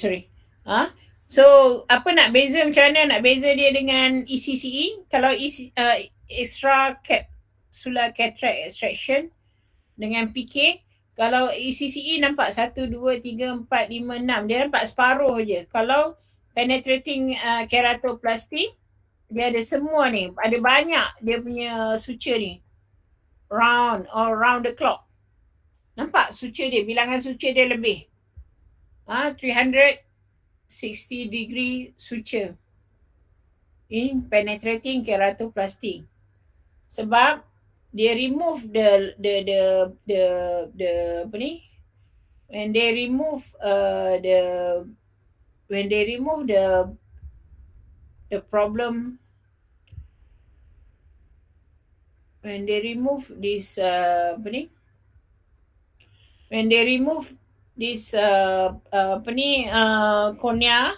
cornea yang ada problem, they remove, dia akan tampal donor punya cornea, dia akan jahit 360 degree. This is penetrating keratoplasty. Indication, cornea degeneration, cornea scar, healing cornea ulcer, cornea scar, cornea degenerative diseases yang menyebabkan cornea tu jadi ni. Dipanggil therapeutics. Cornea ulcer yang perforate tu, dia gantikan cepat-cepat, dia tampal. Okay. Kalau yang ni pula ECCE, extra capsular cataract surgery. Beza dia dengan phaco is dia ada suture. Dia ada suture ni. Kalau phaco tak ada suture. Sutureless. Yang ni dia ada suture, dia akan buat opening, dia akan keluarkan, dia buat capsulotomy, and then dia akan keluarkan lens dengan kapsul, and then akan masukkan dan jahit. Okay, kita break setengah jam. Boleh tak kita break setengah jam? You pergi minum ke apa ke, makan ke, minum ke, break setengah jam, and then kita come back. Okay, doktor. Okay, kita break sekejap.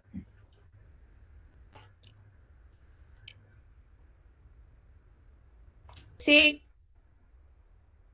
what I've been teaching just now. Are you clear? Okay, let's proceed. Eye disease. Okay, normally we give you a photo and then a scenario of the photo. Let's say for like this 30 years old factory workers had Lyme splash injury ataupun working as a mechanic, having a splash injury while repairing or while servicing an aircon, air conditioner, aircon. Okay, and presented with a red eye and blurring of vision. And then we'll ask you to give your finding. Tell me what is the finding. And anybody tell me what you've seen from this image, this photo. This photo, color photo.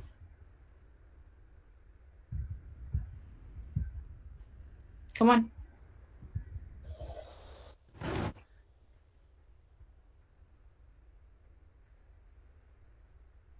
Yes. Very good. Very good. Very observant. Yes, the cornea is hazy. And then what else?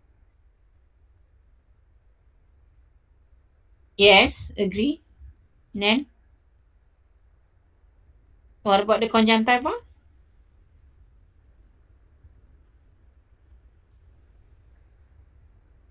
Comment about the conjunctiva. This area, conjunctiva.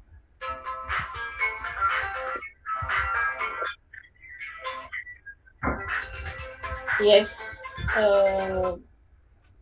Injected. Hemorrhage injected. Yes. Conjunctiva. But if you noted, this area is pale. No vessels at all. This is at the limbal. Limbal. This area is known as limbal. The limbal area is very pale. Yeah, this is known as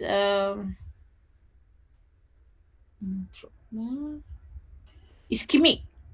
Limbal ischemia. Have you heard limbal ischemia? The words limbal ischemia?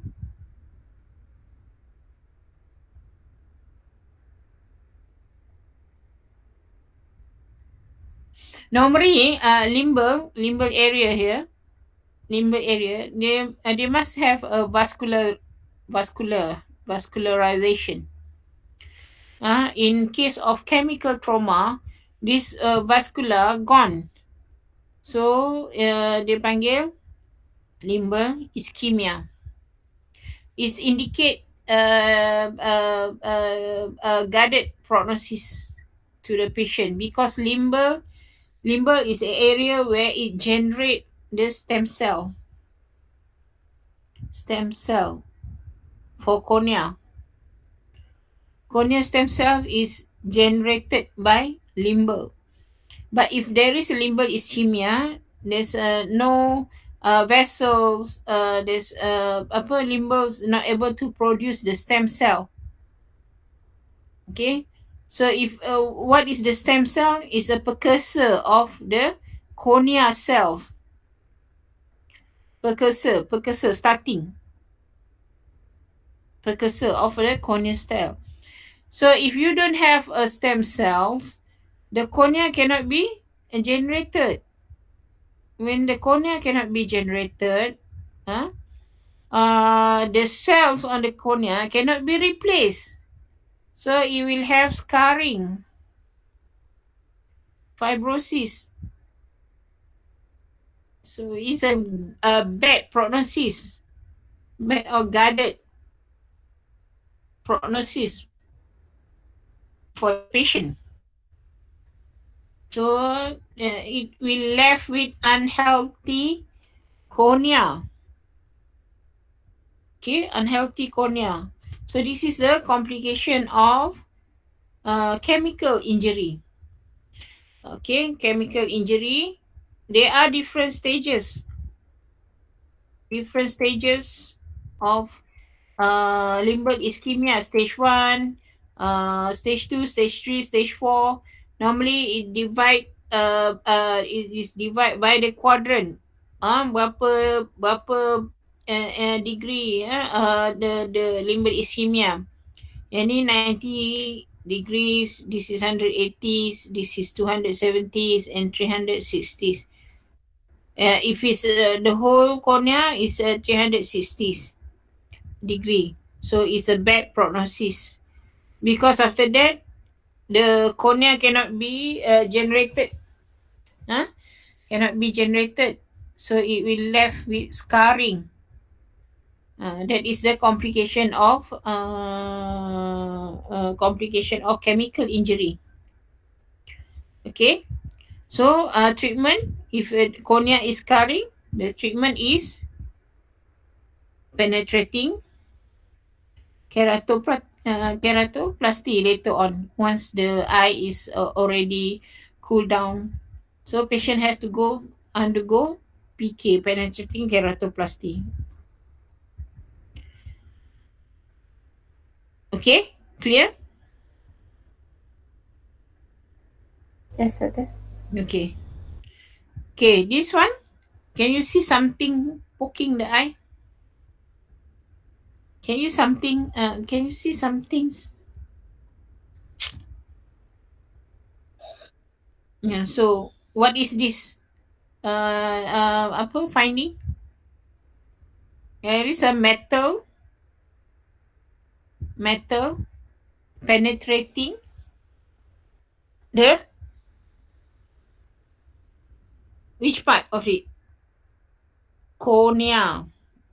Penetrating cornea injury could be penetrate the cornea and then go to the lens or go to the back. Hmm? So this is a perforating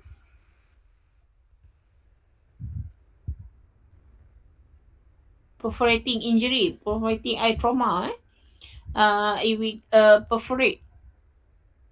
Okay, from the outside it goes to the cornea and then to the lens. It could be goes inside, further inside the eye, the eyeball. Okay. If it's go through the globe, it go through, it's perforating. If it's just stop at the eyeball, it's penetrating. If it's perforating, it's pass through the whole layers of the eyeball, is perforating. If it's just pass through the one layer, one side, no entrance wounds, that is penetrating. Understand the difference between perforating and penetrating? Yes, doctor. Hmm. So, how do you manage this? How do you manage this? Tell me.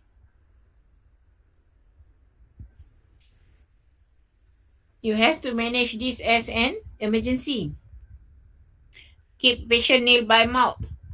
Okay, and then book the operation theatre. You cannot remove when patient is alive like this. Patient will struggle, and then it cause more trauma to the eye. You have to post patient for surgery. Send patient to OT. And then it's a subtype. Keep nail by mouth. Start antibiotic. Start antibiotic. Okay, then post and then remove under GA, general anesthesia. Okay, that's how you manage it. Don't simply cabut like this. You cause more damage. When you are in OT, you have to reassess the condition, whether it's safe to pull just like that or there is a certain technique, and then you need to suture again. And then depends, or you want to remove the lens at the same time. What happen if you left the traumatic lens? It will cause antigen antibody reaction and cause severe inflammation to the eye. Open wound like this expose patient to infection. Patient have a risk to develop bleeding, infection. This is definitely is a bad prognosis lah. Kalau dah macam ni, perforating injury macam ni. Very bad prognosis. Later on, maybe you have to remove the eye later on. Right? Okay, now this is a patient had trauma. Those who were in this group, remember the guys army with apa ni yang buat scrubbing tu, metal scrub tu masuk dalam mata dekat patient kita dekat ward. There is something like this lah. Dia tengah maneuver the scrub tu, sekali some of the fibers, metal fibers flew into his eye. And then the wife pull it. Okay, tarik keluar. Masa tu dekat corner nasal corner of the eye. Masa tu tak adalah apa-apa. Kita dah buat CT scan, kita dah buat X-ray. There's no metal inside the eye. Tak ada bulu besi tu. No metal fibers tu in the eye. But then patient develop endophthalmitis because of infection kan. I was told last kali I was told we referred to Dr. Adzura and we offered him pars plana vitrectomy. Pars plana vitrectomy in this case is to remove the bulk of organism yang dekat dalam mata tu, inside the eye. We want to remove the organism inside the eye.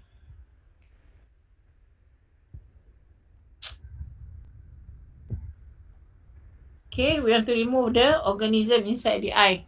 We want to remove the bulk of organism inside the eye so that bila kita bagi ni antibiotik apa semua, dia akan respond faster lah. So normally emergency kita akan kita akan buat vitreous stab, hantar untuk culture sensitivity. And then kita akan inject antibiotik dalam mata, intravitreal antibiotik.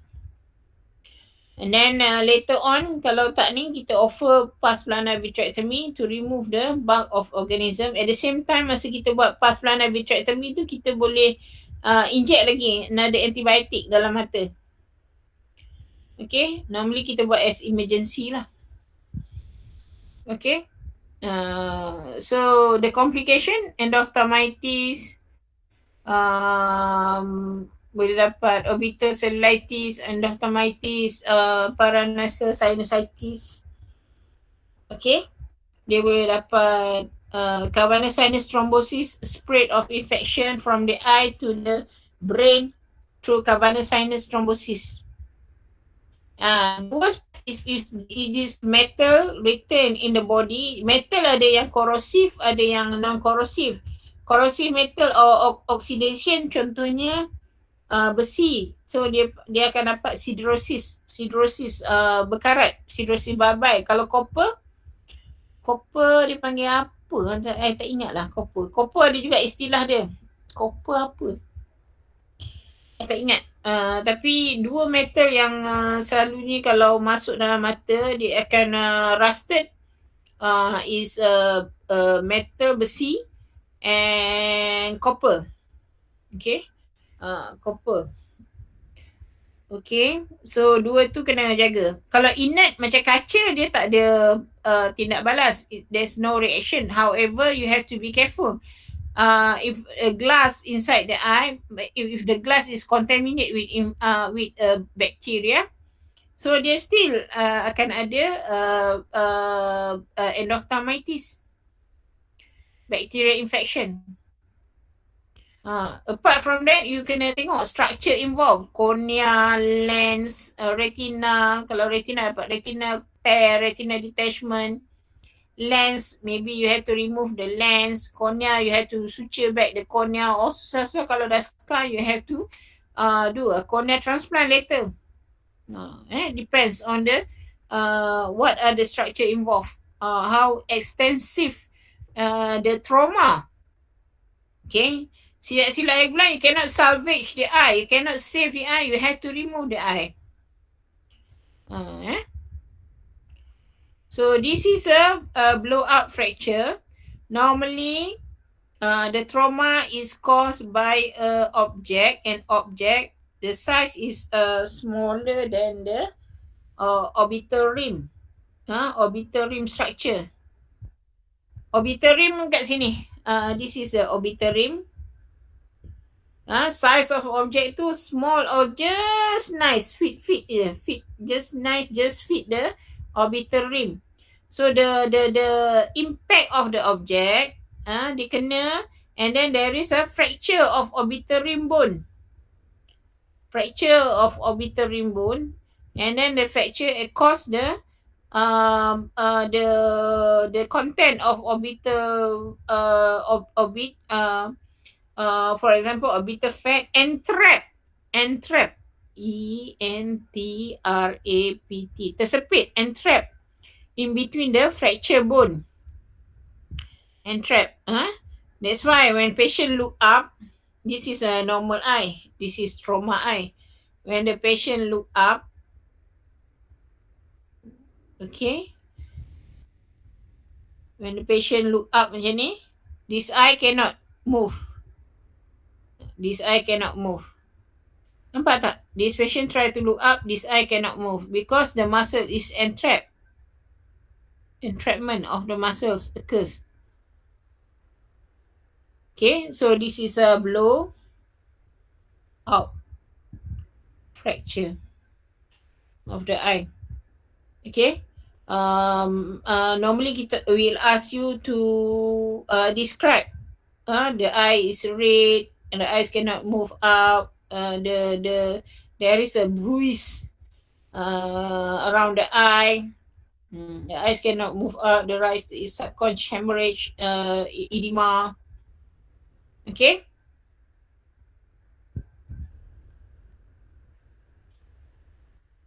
Any question on this blowout fracture? What other injury can occur is inside the eye, it can be commotio retina.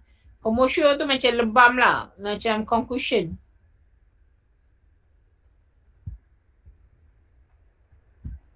Commotio retina.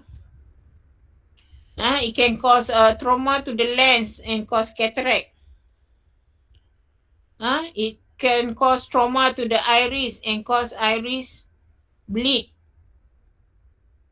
Lepas tu hyphema, HYP,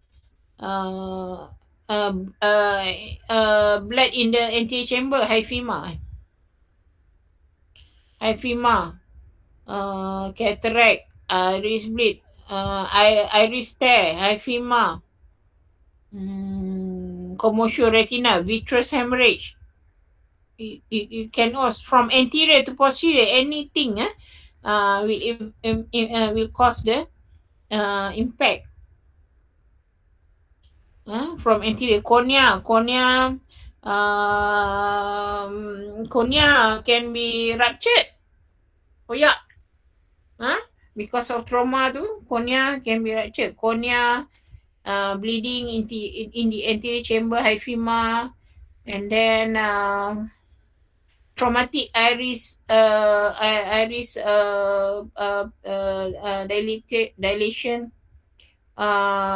cataract, vitreous hemorrhage, retina tear, retina commotio retina, and optic disc also might involve the traumatic optic neuritis. Macam patient yang accident dekat hospital, dekat ward ICU tu.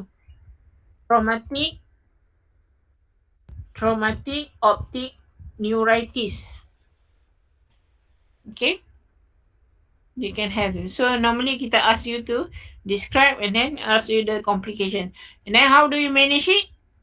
Once the patient is stable, the eye is quiet, after 1 or 2 weeks, kita buat ni, kita seal the fracture using titanium plates. Kita reconstruct balik mata dia tu. Kita ni betulkan balik lah dengan repair the fracture with titanium plate. Okay, faham? Kita letak plate kita bukan senang lah, bukan senang macam imagine. We make incision and then we lift up remove the entrapment and then kita letak titanium plate kat ni, kita letak titanium plate and then letak balik bola mata kat situ. So then kita jahit. So that the eyeball tak jatuh lah, tak prolapse ke maxillary sinus kat bawah ni. Okay, understand? Any questions setakat ni? Doctor, is this blow up fracture considered one of the blunt trauma? Yes, blunt trauma. And you have to, patient kena pantang lah. Cannot blow their nose. Cannot blow their nose. Kalau dia blow their nose, takut nanti dia punya, apa ni, yang prolapse tu, the content fat, muscles akan become worse lah. Prolapse tu. The prolapse will get worse. Ni yang tadi, grading or severity of chemical injury tadi. Grade. Okay, yang limbal ischemia tu. Okay.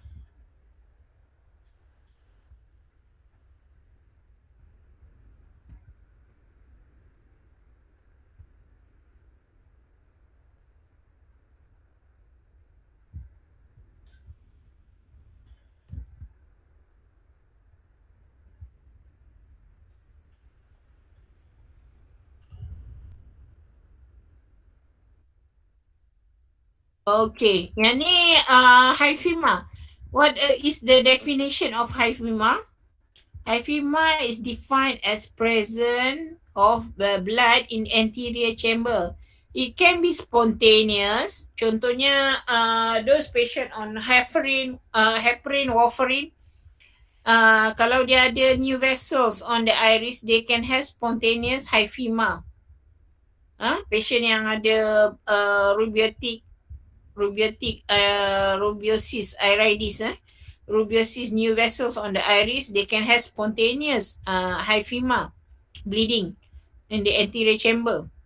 Okay, so dia punya grade hyphema, dia ada different ni, grade 1, grade 2, grade 3, grade 4. Kalau grade 4 tu yang 8 ball hyphema. Kenapa dia panggil 8? EIGHT 8, nombor 8. 8 is because dia samakan dengan bola apa tu yang bola bilet? Bilet. Snooker. Snooker. Okay, snooker. Okay, bola snooker tu, yang nombor 8 yang warna merah gelap tu.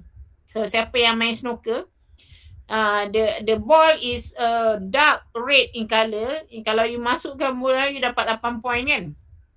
So, dia panggil 8 ball hyphema. Maksud dia, the whole cornea is filled of blood. Complication lain selain daripada registration, this blood cannot pass through the trabecular meshwork, so it will cause raised intraocular pressure. And then blood contain heme is hemoglobin. They contain hemoglobin. Hemoglobin ni dia iron. Blood ada iron ada hemoglobin. So hemoglobin, bila dia break, bila RBC break, it will stain the cornea. It will stain the cornea and cause cornea opacity lah, cornea edema semua lah. So you have to do something. Kalau tak, dia akan cause permanent stain on the cornea. So normally kita buat anterior, kita panggil AC wash out. Anterior chamber wash out. AC wash out. Okay, AC wash out. Kita tebuk satu lubang, drainage, and then kita letak, kita masukkan air, kita keluarkan satu. Tapi you have to be careful because you can induce secondary bleed. Bila blood clot tu, due to blood clot tu you buang, you akan boleh dapat secondary bleed. Dekat tempat yang blood clot tu, you can patient can develop secondary bleed. So you have to be careful. Okay, so that is how you manage this patient. Hyphema. Indication for AC washout when there is a high IOP, when there is cornea staining due to heme, ferrous, and then you have to remove it. Okay, this is vascular occlusive disease, where patient have diffuse or venous obstruction. Yang yellow is all the yellow is exudate. There is a kita panggil lipemia retinalis. Lipemia, blockage of the vessels, the retina. Dia panggil lipemia.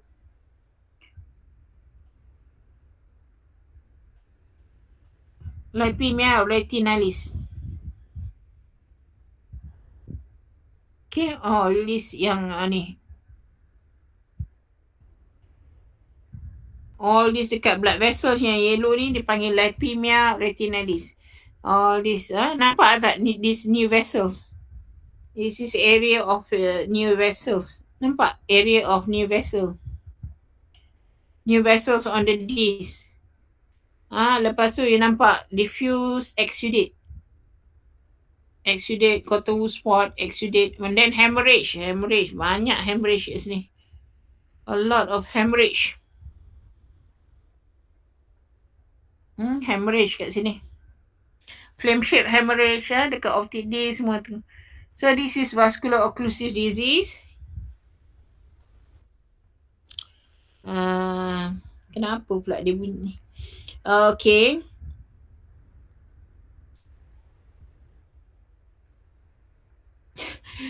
Apa dia tulis ni? Saya tak minta pun dia tulis ni.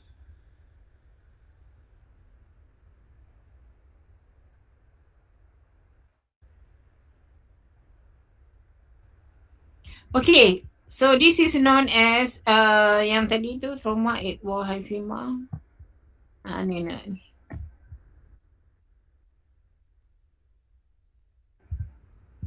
Macam mana nak padam benda lah ni Dia mengarut je. Okay, nampak tak gambar ni? Yes, doktor.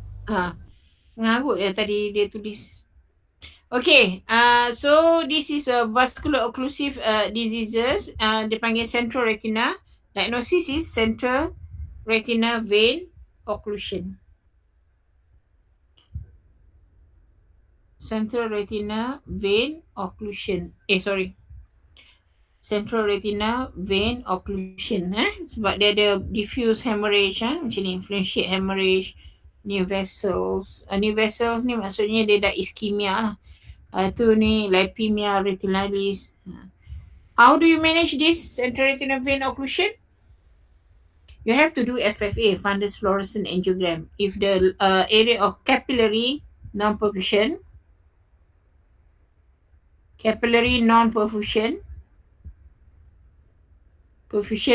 is more than 5 disc diameter, so you have to do PRP laser. Because if area of capillary non-perfusion more than 5 disc diameter, it will stimulate VEGF, vascular endothelial growth factor. It stimulate VEGF and lead to new vessels formation. So you have to do PRP laser. To convert, the reason you do PRP is you want to convert area from ischemia to total infarct. Tulis reason for PRP is convert ischemia to total infarct. Kalau ischemia, you stimulate VEGF. Tapi kalau total infarct, you won't stimulate VEGF sebab dia tak ada ischemia. Nak stimulate VEGF. So you want to stop the new vessel formation. Okay. Understand? Any question? Understand. Okay, good. Okay, now anybody can tell me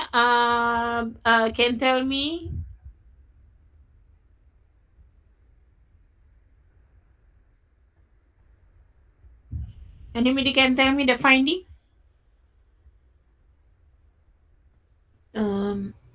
Cherry red spot. Very good. Cherry red spot. And then optic disc? Pale optic disc Yeah. and Then retina. the retina, pale, optic disc and retina, very good. And then the artery, Um, dia panggil narrow, narrow or attenuated. attenuated, weakened. Narrowing or attenuated. Attenuated vessels. Artery. So diagnosis? Central retina artery occlusion. Very good. Excellent. Central retina artery occlusion. Kalau you tengok betul-betul here, you nampak sini, this is a vein. Vein pun ni, nampak artery dia. Kecil je, narrow, attenuated artery. Nampak artery dia. Yang satu lagi tu yang gelap tu vein. Artery dia almost tak ada. Hilang, almost hilang. The optic disc look pale. The area of retina ni nampak pale. So, central retina artery occlusion. How do you treat central retina artery occlusion? How you treat central retina artery occlusion? You have to treat as emergency condition. You have to massage the eye. Hoping when you massage the eye, you akan improve the blood circulation to the eye. Massage, high oxygen flow, high oxygen, so patient sedut high oxygen, hyperbaric oxygen, massage. Or sometimes they say massage can dislodge the thrombus because this is a thrombus phenomenon. So it will dislodge the thrombus. So hoping that we need. Sometimes some patient bagi blood thinning, blood macam patient treated as MI, dia bagi something to dilute the blood. Normally if patient come less than 24 hours, there is still a hope. But if patient come more than 24 hours, bye-bye. Prognosis very bad. Dia macam myocardial infarction to patient heart. So kalau datang lebih daripada 24 jam, tak ada harapan nak sembuh. Patient will permanently blind. Kalau patient come less than 24 hours, masih ada harapan lagi untuk sembuh. Less than 24 hours. Central retina artery occlusion. Very good. So treatment dia itulah yang bagi treat as emergency, bagi high flow oxygen, massage the eye, hoping that dislodge the thrombus. Kita buat kita nak bagi perfusion, improve the perfusion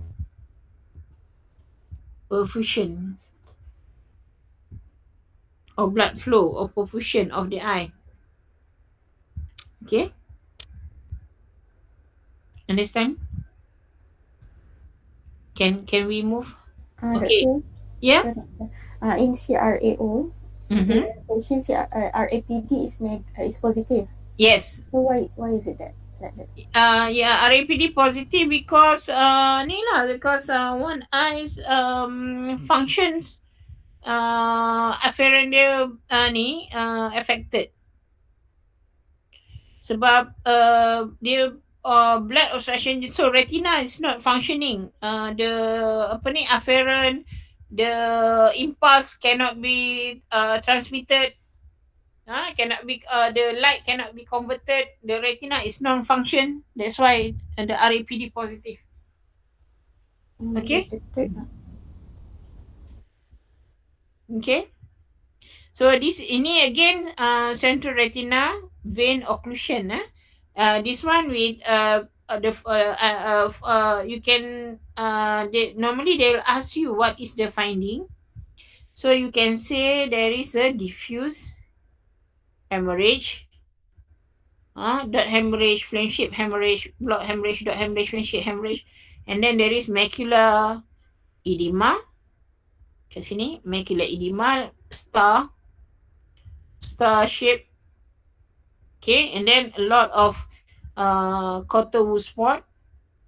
and then hemorrhage, and then dilated tortuous vessels, dilated tortuous vessels, and then optic disc hyperemic swollen. So hyperemic swollen optic disc, dilated tortuous vessel, macular edema, diffuse hemorrhage. This is all indicating of central retina vein occlusion. Okay. How do you treat tadi? Sama lah. Tadi tu buat FFA, and then tengok area of look for area of capillary non-fusion. Kalau more than 5 disc diameter, you need to give laser PRP. Okay, to convert ischemia into total infarct, to prevent new vessel formation. Okay, yang ni.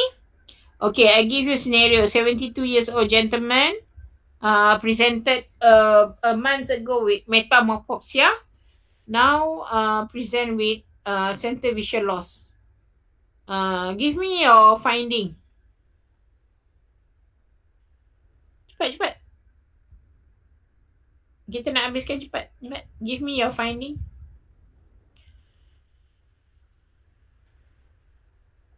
Hello? Ada orang? Yes, please.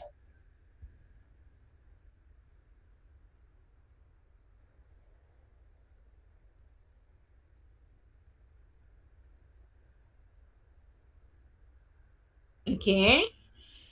When you say about hemorrhage, you must tell me where is the location. Is it at the center, periphery, outside the arcade, center on the macula?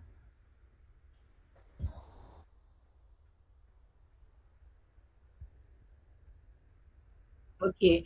At the macular area. You must tell me whether the hemorrhage is small hemorrhage, diffuse hemorrhage, extensive. You have to describe the hemorrhage. Yes, good. Diffuse macular hemorrhage. Short form. To be short, it is a diffuse macular hemorrhage or extensive macular hemorrhage. Macular hemorrhage plus exudate. So the yellow things here, yellow things here is exudate. This dark thing is the hemorrhage. This is a hemorrhage. This yellow thing is the exudative hemorrhage. So diffuse exudative hemorrhage on the macula. So your diagnosis? Anybody can tell me the diagnosis? Wet. Wet ARMD. Good. Wet ARMD or wet ARMD. Yes. Wet ARMD. Because I've give a clue, metamorphopsia. So wet ARMD in elderly age. Elderly age. So how do you treat this condition?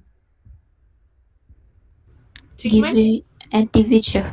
Anti-VEGF. You kena bagi betul-betul. Intravitreal anti-VEGF injection.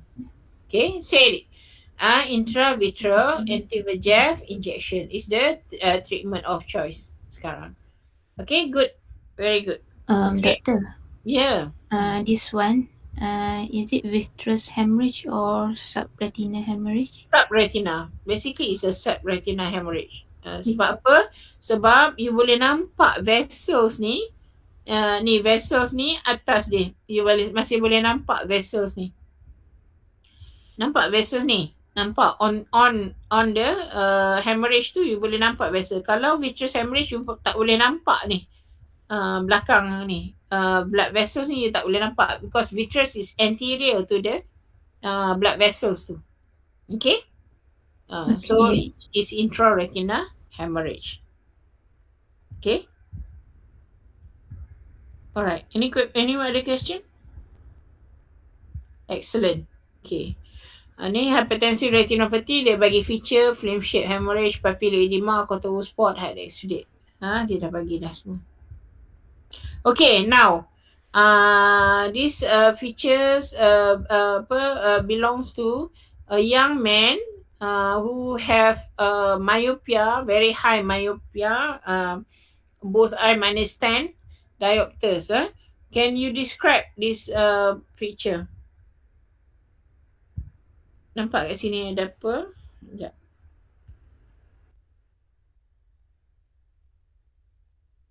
Describe this. Dia ada apa sini? And then dia ada apa sini? There is retinal detachment. Retinal detachment, correct. From where to where? Berapa o'clock to berapa o'clock? 11 o'clock To? 2 o'clock. Yes, correct. 11 to 2 o'clock with a break here. Nampak tak break? Nampak? There is a break. Break dekat sekitar 1 o'clock. Break. And then retinal detachment from 11 to 2 o'clock. Is it involving the macula?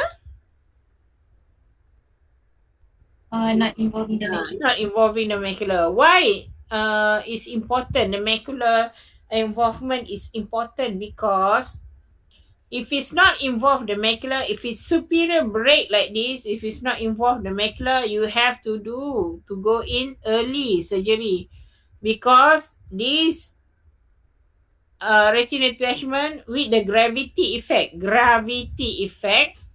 it will go down and cause the macular detachment.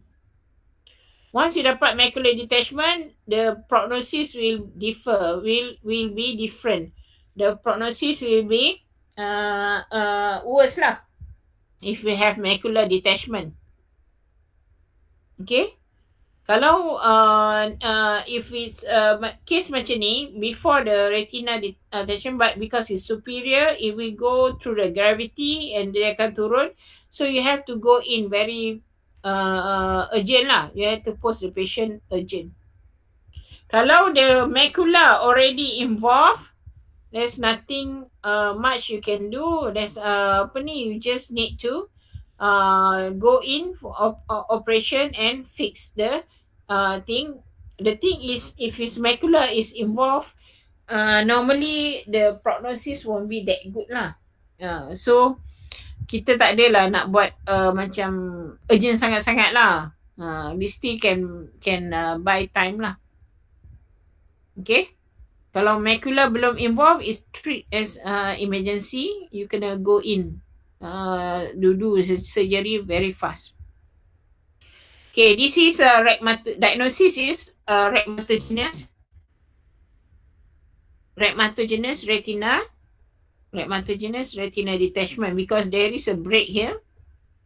So rhematogenous retina detachment, dia punya operation is pars plana vitrectomy. Okay, pars plana vitrectomy, you buang semua vitreous and then you laser the break. Okay, laser the break and laser dekat tempat yang break ni. Okay, ataupun you boleh ada alternatif buat sclera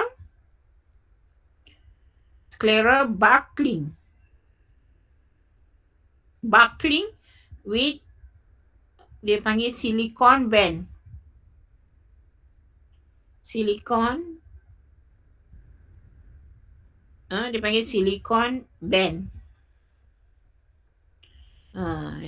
Sclera buckling with silicone band. This is ada alternative. Surgery lain you boleh buat pars plana vitrectomy, laser. Okay, the complication when you do a sclera laser for retinal detachment, you still can get retinal detachment. Trauma to the retina, complication like infection to the eyes. You still boleh dapat complication macam tu. Okay. Any other question?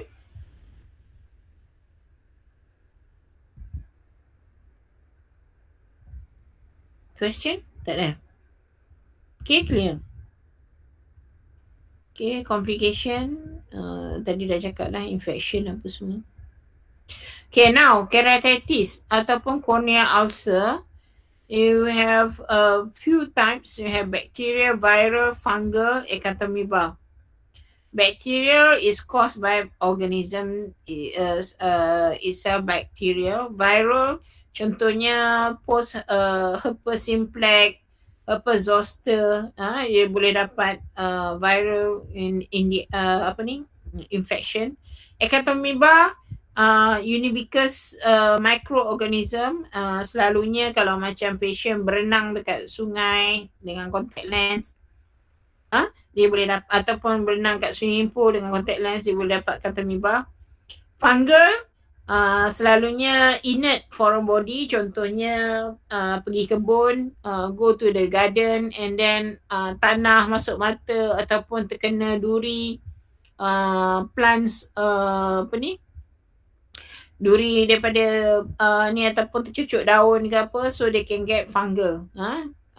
From the tanah tu dia ada fungal. Okay.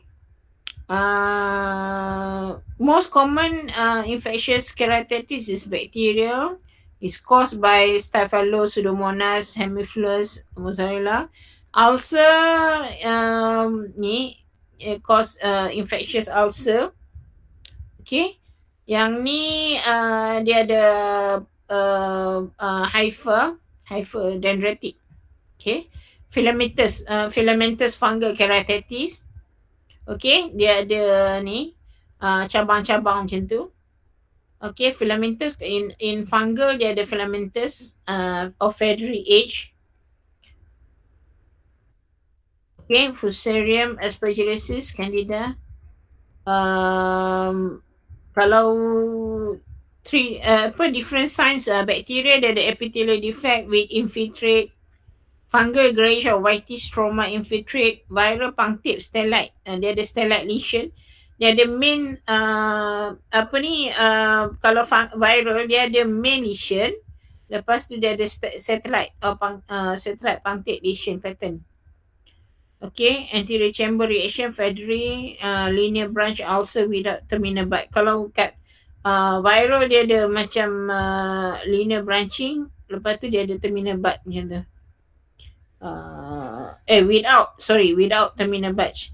Lepas tu bakteria dia ada hypopion, yang ni ada hypopion, yang ni reduce corneal sensation is a significant for viral. Contohnya kalau patient tu ada chickenpox kan, corneal sensation dia akan reduce, dia boleh dapat viral infection. Okay, you have to know the different type of keratitis. Conjunctivitis, they can have bacterial, viral and allergic conjunctivitis. Bacteria usually bilateral involvement in bacterial, 50% bilateral involvement, 25% in viral. Allergic mostly bilateral, majority of patients have bilateral. Okay, a discharge type, in bacteria you have mucopurulent, yellowish or greenish discharge. Kalau viral dia watery je, dia tak ada colour. Kalau allergic dia rarely have discharge. Redness, yes, in all conjunctivitis you have redness. Pruritus or itchiness, bacterial rare, but allergic you have very obvious pruritus, gatal. Okay, in allergic you have cobblestone chemosis like this. Kalau bacteria dia ada mucopurulent discharge, yellowish macam tu. Okay. Kalau viral normally watery, dia berair je mata dia. Okay. That's how you do differentiate it. Yang ni, anybody can tell me what is this? This is a cobblestone appearance. What is cobblestone? Zaman dulu, masa zaman cowboy tu, the era of cowboy, the road is not tar hitam tu tak ada. So dia letak batu besar-besar untuk tanah tu, dia panggil cobblestone. C-O-B-B-L-E, cobblestone. This is a shape lah, cobblestone, besar-besar macam ni, dia panggil cobblestone. And this cause mechanical rubbing or trauma to the conjunctiva, to the cornea here. And this mechanical rubbing, mechanical trauma will lead to shield ulcer. Shield ulcer is a sterile ulcer. Due to mechanical, shield ulcer, sterile ulcer. However, kalau lama kelamaan dia akan leave the scar. Ulcer will leave a scar. That's why we don't want this to happen. How do you treat? You bagi antihistamine, mesa stabilizer, topical, injection. Sometimes they inject steroid to the tarsal plate. Okay, injection of steroid to the tarsal plate tu untuk kurangkan radang, reduce the inflammation. Okay. What else they do? Dia pakai anti-inflammation, dia pakai ni. Apa dia panggil?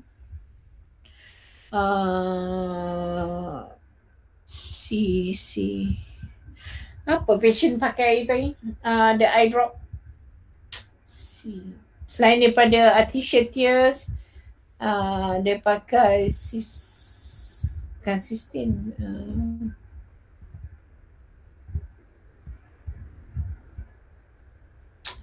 Dia pakai immunosuppression. Dia panggil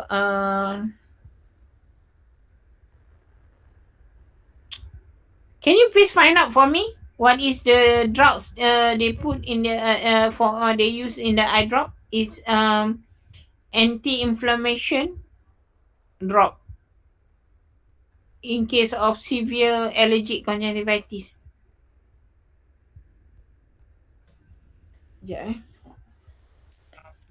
Is it sodium chromoglycolate? That is itu antihistamine. Okay. Ada satu lagi lebih tinggi. Can you find out the treatment untuk very severe allergic conjunctivitis?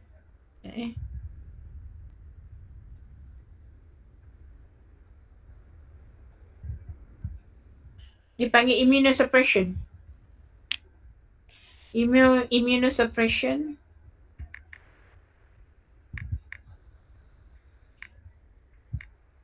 Immunosuppression in allergic conjunctivitis. Dapat tak? Kita ada ubat ni, immunosuppression in allergic conjunctivitis. Immunosuppression. Cyclosporine. Astaghfirullahaladzim. I'm so sorry.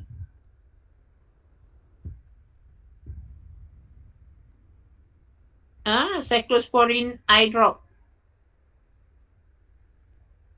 Dia panggil cyclosporine eye drop. Is immunosuppression used in allergic conjunctivitis. Ubat ni mahal ni. Cyclosporine eye drop. Okay. Selalunya kita boleh bagi steroid. We can give steroid. Tapi steroid tu lah bagi lama sangat dia akan dapat ramai budak kita bagi steroid, dia develop steroid induced glaucoma tau. Complication of steroid. Steroid induced glaucoma, cataracts, all that. So you can give apart from antihistamine, masa stabilizer, we can give ni. And don't forget to use artificial tears. Artificial tears is to remove the load of organism and bagi mata tu improve dia tear secretion to the eye. Improve the lubricant, as a lubricant to the eye. Artificial tears, you need that. Okay. Cyclosporin tu kita bagi kalau dalam kes macam ni lah, teruk sangat, very bad condition, kita bagi cyclosporin eye drop. Okay. Any question?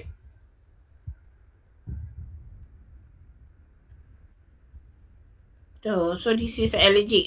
Dia punya diagnosis? Anybody knows? Diagnosis? Allergic conjunctivitis. Nama lain? Vena keratoconjunctivitis. You have to know. Kalau teruk macam ni sebenarnya vena keratoconjunctivitis. Alright. Ini? This is a presence of dendrophyte structures in the eyelids. Eyelid. So diagnosis? Blepharitis. Blepharitis. Blepharitis. Dendrophyte structures. This dendrophyte structures ni because of inflammation, secretion, obstruction, it will go into the eye and cause irritation to the eye. So the eye become red, inflamed, itchiness, gatal. So red, inflamed, semua tu lah. So blepharitis. Treatment dia, lid hygiene. Lid hygiene dia ada macam special bahan lah.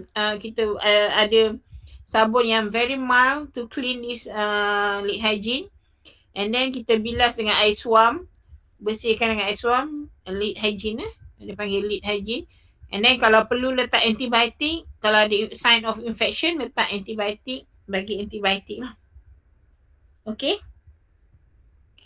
Anybody can tell me what is this? Triangular fibrovascular growth. Triangular fibrovascular growth. It start from conjunctiva, go toward the cornea. How it happen is a stimulation of the cells. Because there is accumulation of dust kat sini kan. Kat ni punctum kan. Punctum tempat dia keluar, so accumulation of the dust, dia akan stimulate the cells to grow more than usual. So dia akan stimulate the growth of this cell. So yang dipanggil pterygium. How do you treat it? Kalau dia tak mengganggu vision, you just give artificial tears, antihistamine symptomatically. But if it's disturbing your vision, macam ni, kalau besar dia akan masuk ke dalam, dia akan close the vision axis macam ni. So you have to remove the pterygium. Kita panggil pterygium excision campur autologous graft. Ambil isi daripada sini, tampal tempat yang bare tu. Sama ada kita lekatkan dengan glue, kita jahit, ataupun kita bagi patient own, kita panggil autologous graft. Autologous graft. Kita pakai patient punya fibrin. Bila kita bare, kita kikis ni, nanti akan keluar darah. Darah tu akan ada fibrin. Kita akan lekatkan sendiri dengan patient punya fibrin dengan tisu tu. Tisu tu, kita ambil tisu daripada sini, donor tu kita akan lekat kat sini dengan patient punya own fibrin. Kan bila darah tu nak beku kan, dia ada fibrin kan. So itulah treatment dia.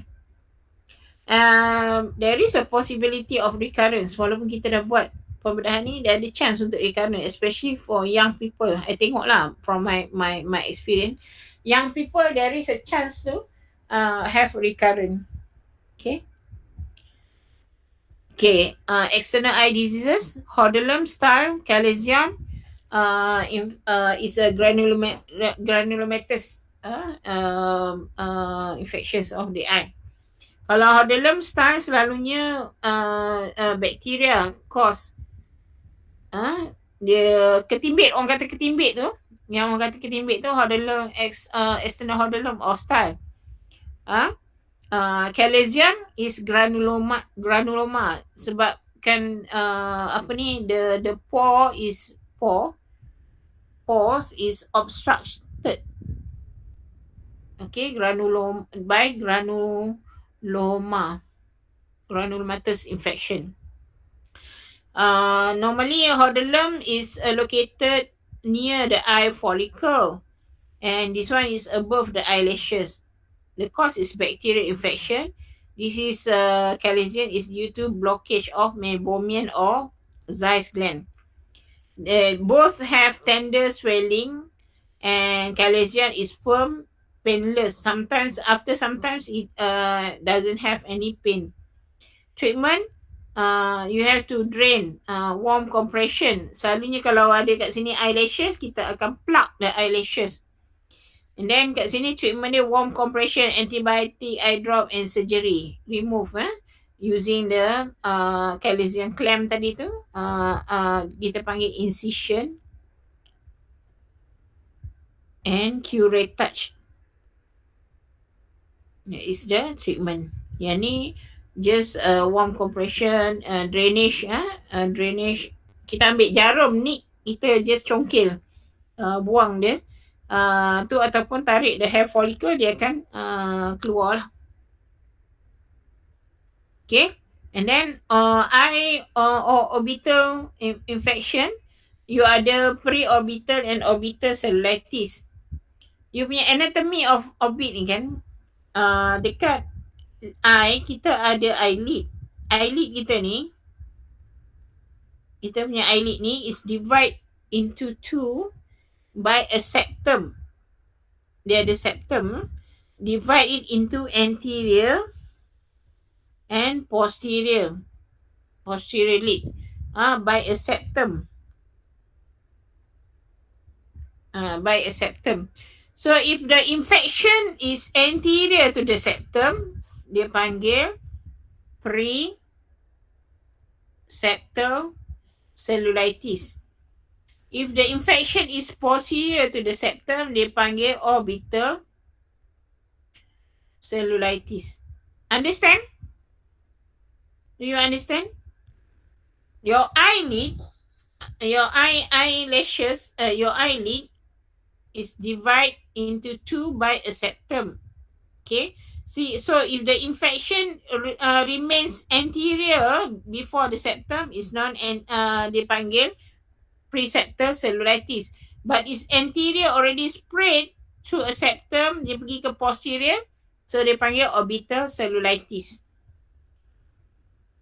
Okay, anatomy wise, periorbital cellulitis anterior to orbital septum, orbital cellulitis posterior to orbital septum. It is epidemiology, usually patient less than 5 years old, 3 times more common than orbital cellulitis. Average patient 6 to 8 years, male, female. Pathogenesis, extension of external ocular infection or superficial break of the skin. So it's spread by hematogenous spread. Then this one is normally orbital cellulitis is from the sinus, dental abscess, hematogenous spread juga. Microbiology, this is a common bacteria, common organism. Okay, presentation, unilateral erythema, swelling, warm. This one is unilateral. Along with blurred vision, there will be ophthalmoplegia. Ophthalmoplegia maksudnya you punya eye movement become jam. There is a limitation of eye movement, ophthalmoplegia, and then your eyes become proptosis, bulging out. The conjunctiva become chemosis, very bad presentation, orbital cellulitis ni. Diagnosis, clinically, wound culture sensitivity, blood culture sensitivity. Diffuse fat infiltration, you kena buat CT scan, semua tu lah. Treatment, antibiotic, depends on organism lah. Okay. So this one to show the different ni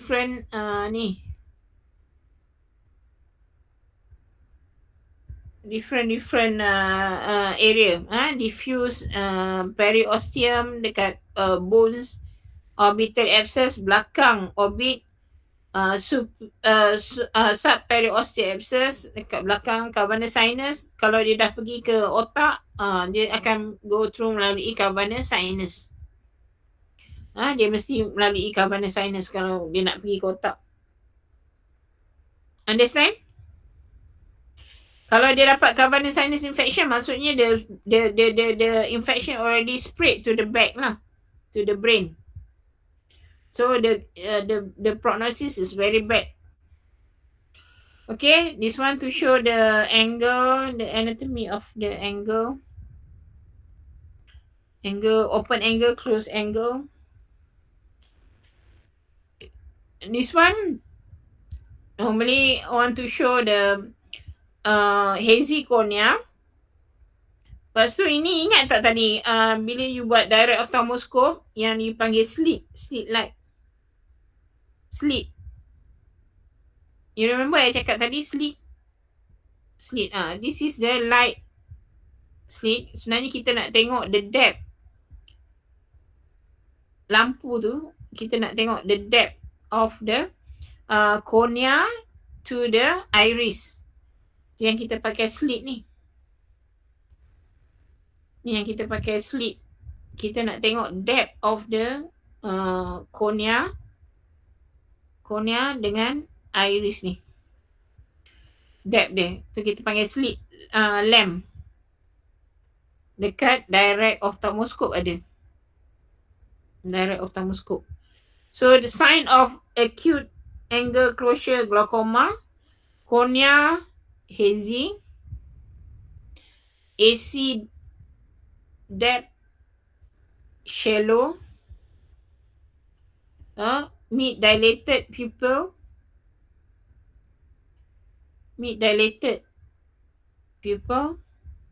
lepas tu the conjunctiva become injected. The four signs, ulang balik. Can someone repeat? Hazy? Yes. Hello? Pupil? Yes. Why mid-dilated pupil? Is because there is iris hypoxia. When there is pressure of the eyes very high, it causes the blood vessels of the iris. It compromise the blood vessels of the iris, and the iris become hypoxia. That's why it become mid-dilated. Why there is a cornea edema? When there is a high intraocular pressure, it cause failure of proton pump mechanism. Kita punya cornea, there is a pump to make the cornea clear. When the IOP is very high, the proton pump mechanism fail. Cause the cornea become edematous. Clear? Understand? So there's 4 signs of shallow.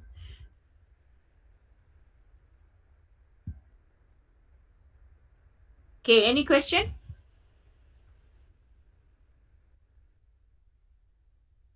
Any question? Doctor, Yeah.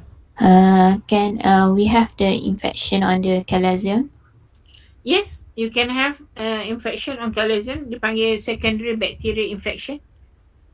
So the appearance is like the style or It can be a pus discharge, like a style.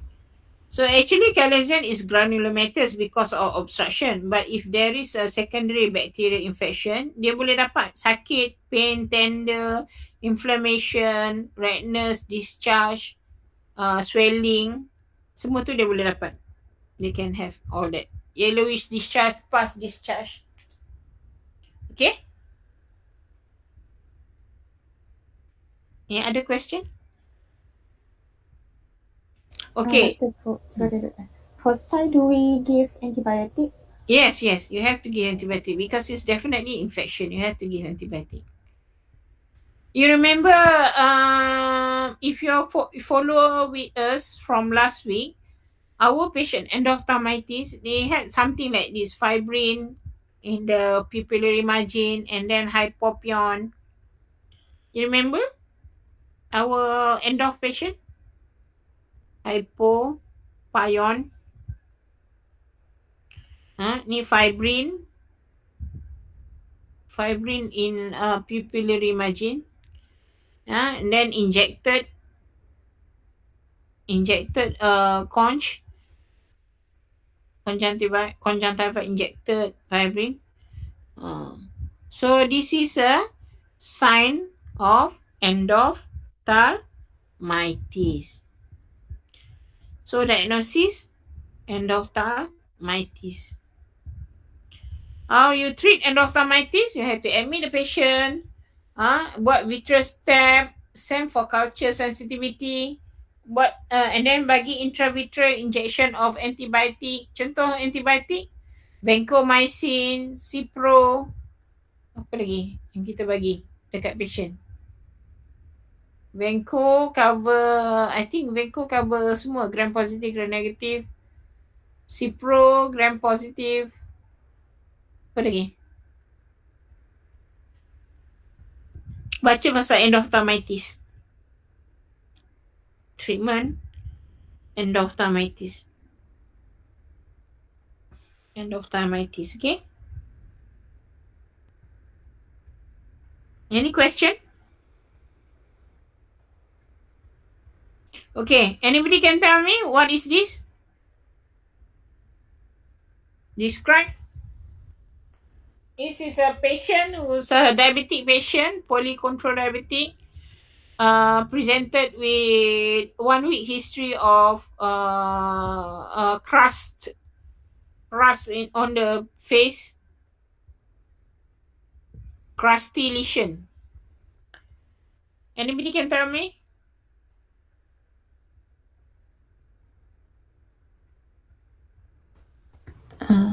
Herpes zoster ophthalmiticus.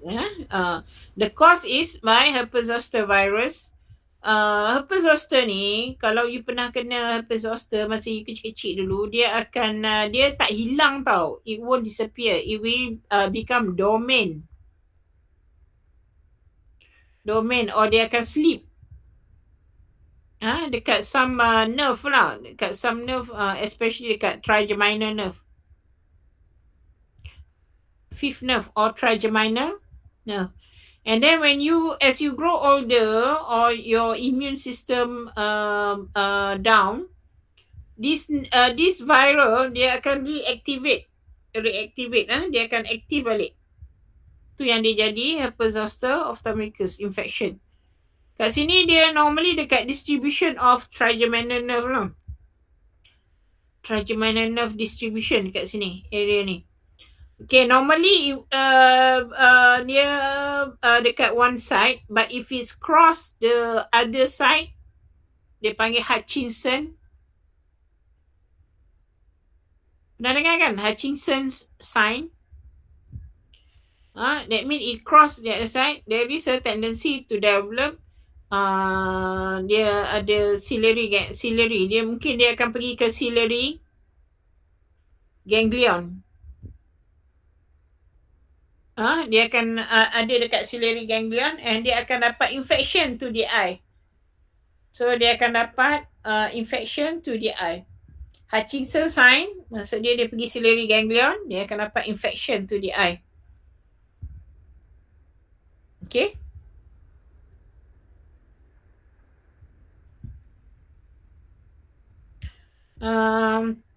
How do you treat this condition? If it's less than 72 hours, they said it's effective to give antiviral lah. Antiviral apa? Acyclovir. High dose lah. 800 milligram 5 times per day. Kalau tak silap I 1 minggu tak silap. You check balik dia punya dose treatment acyclovir 800 500 ke 800 milligram 5 times a day for 5 days ke seminggu. I tak ingat ke 2 minggu. I tak ingat. Tapi treatment dia tu lah acyclovir. Betul tak? Check balik.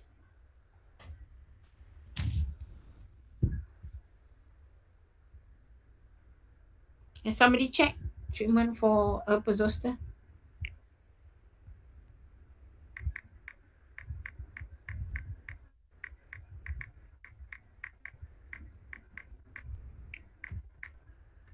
Ada orang check tak?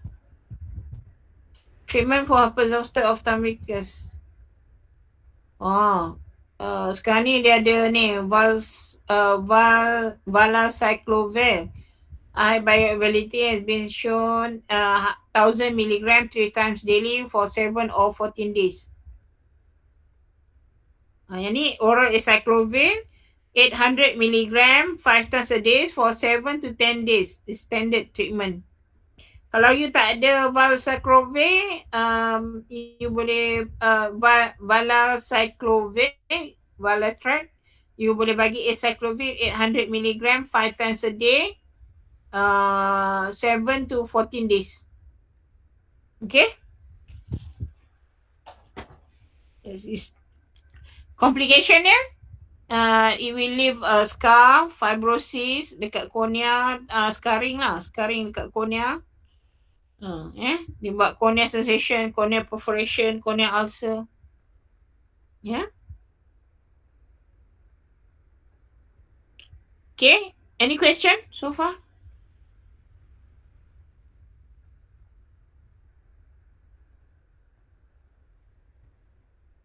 Any question?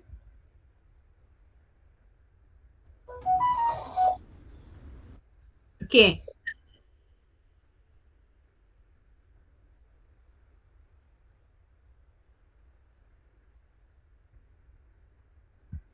Oh, kita tak ada.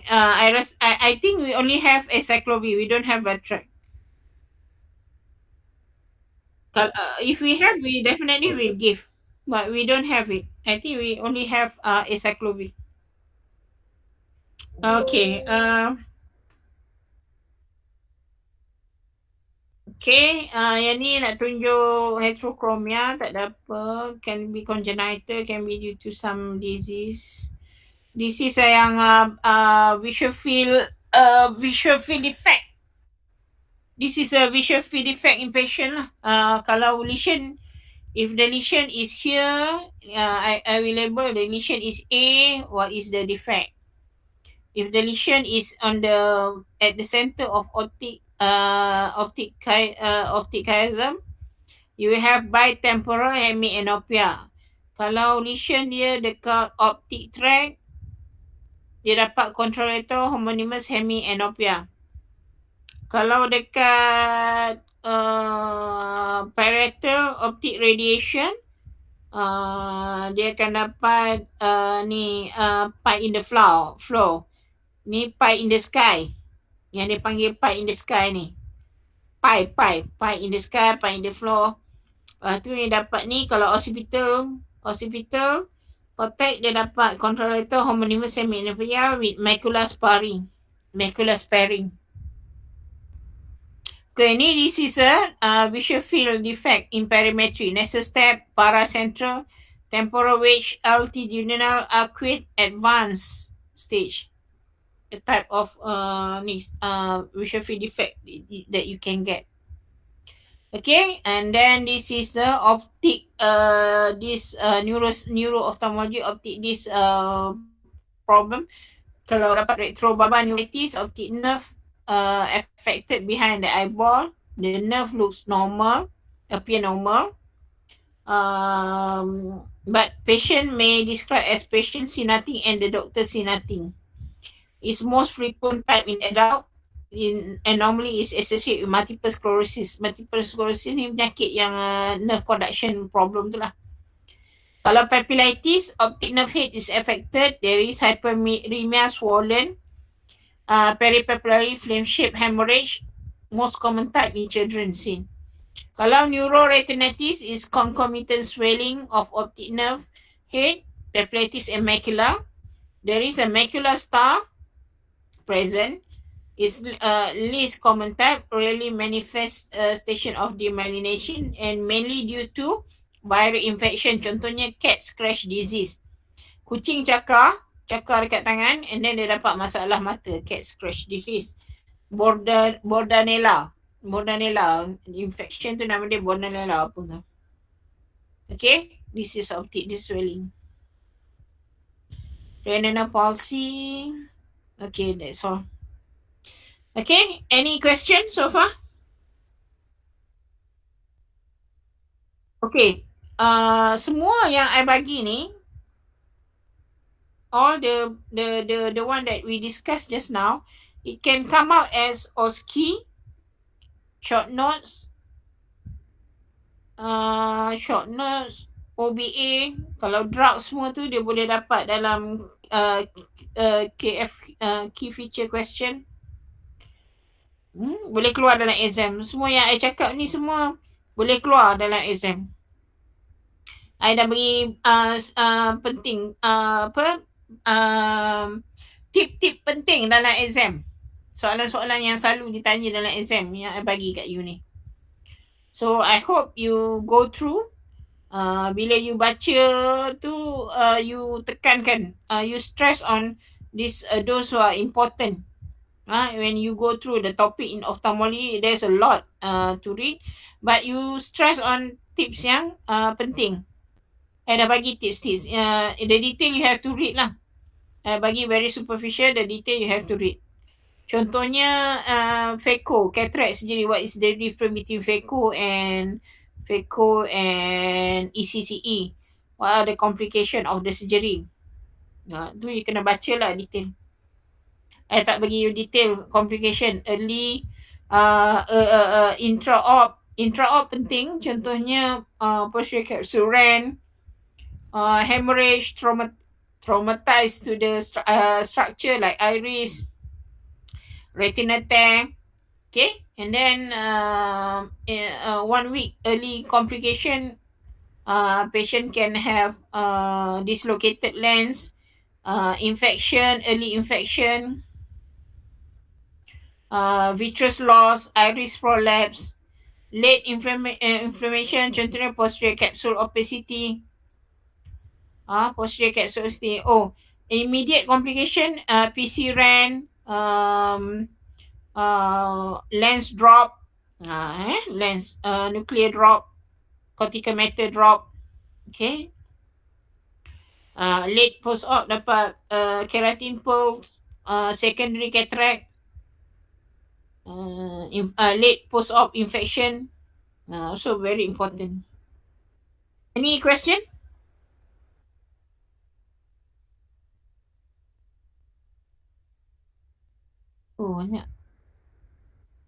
Banyak maklumat saya bagi lah. Any question?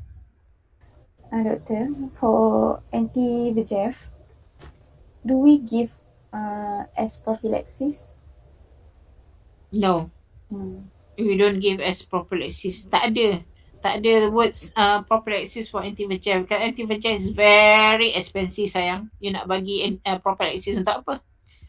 It's very expensive. Satu ampule tu 1,300. Kalah mask. Satu ampule tu tak sampai berapa gram. You're not going to give as prophylaxis. There's no such thing, prophylaxis. Okay, understood.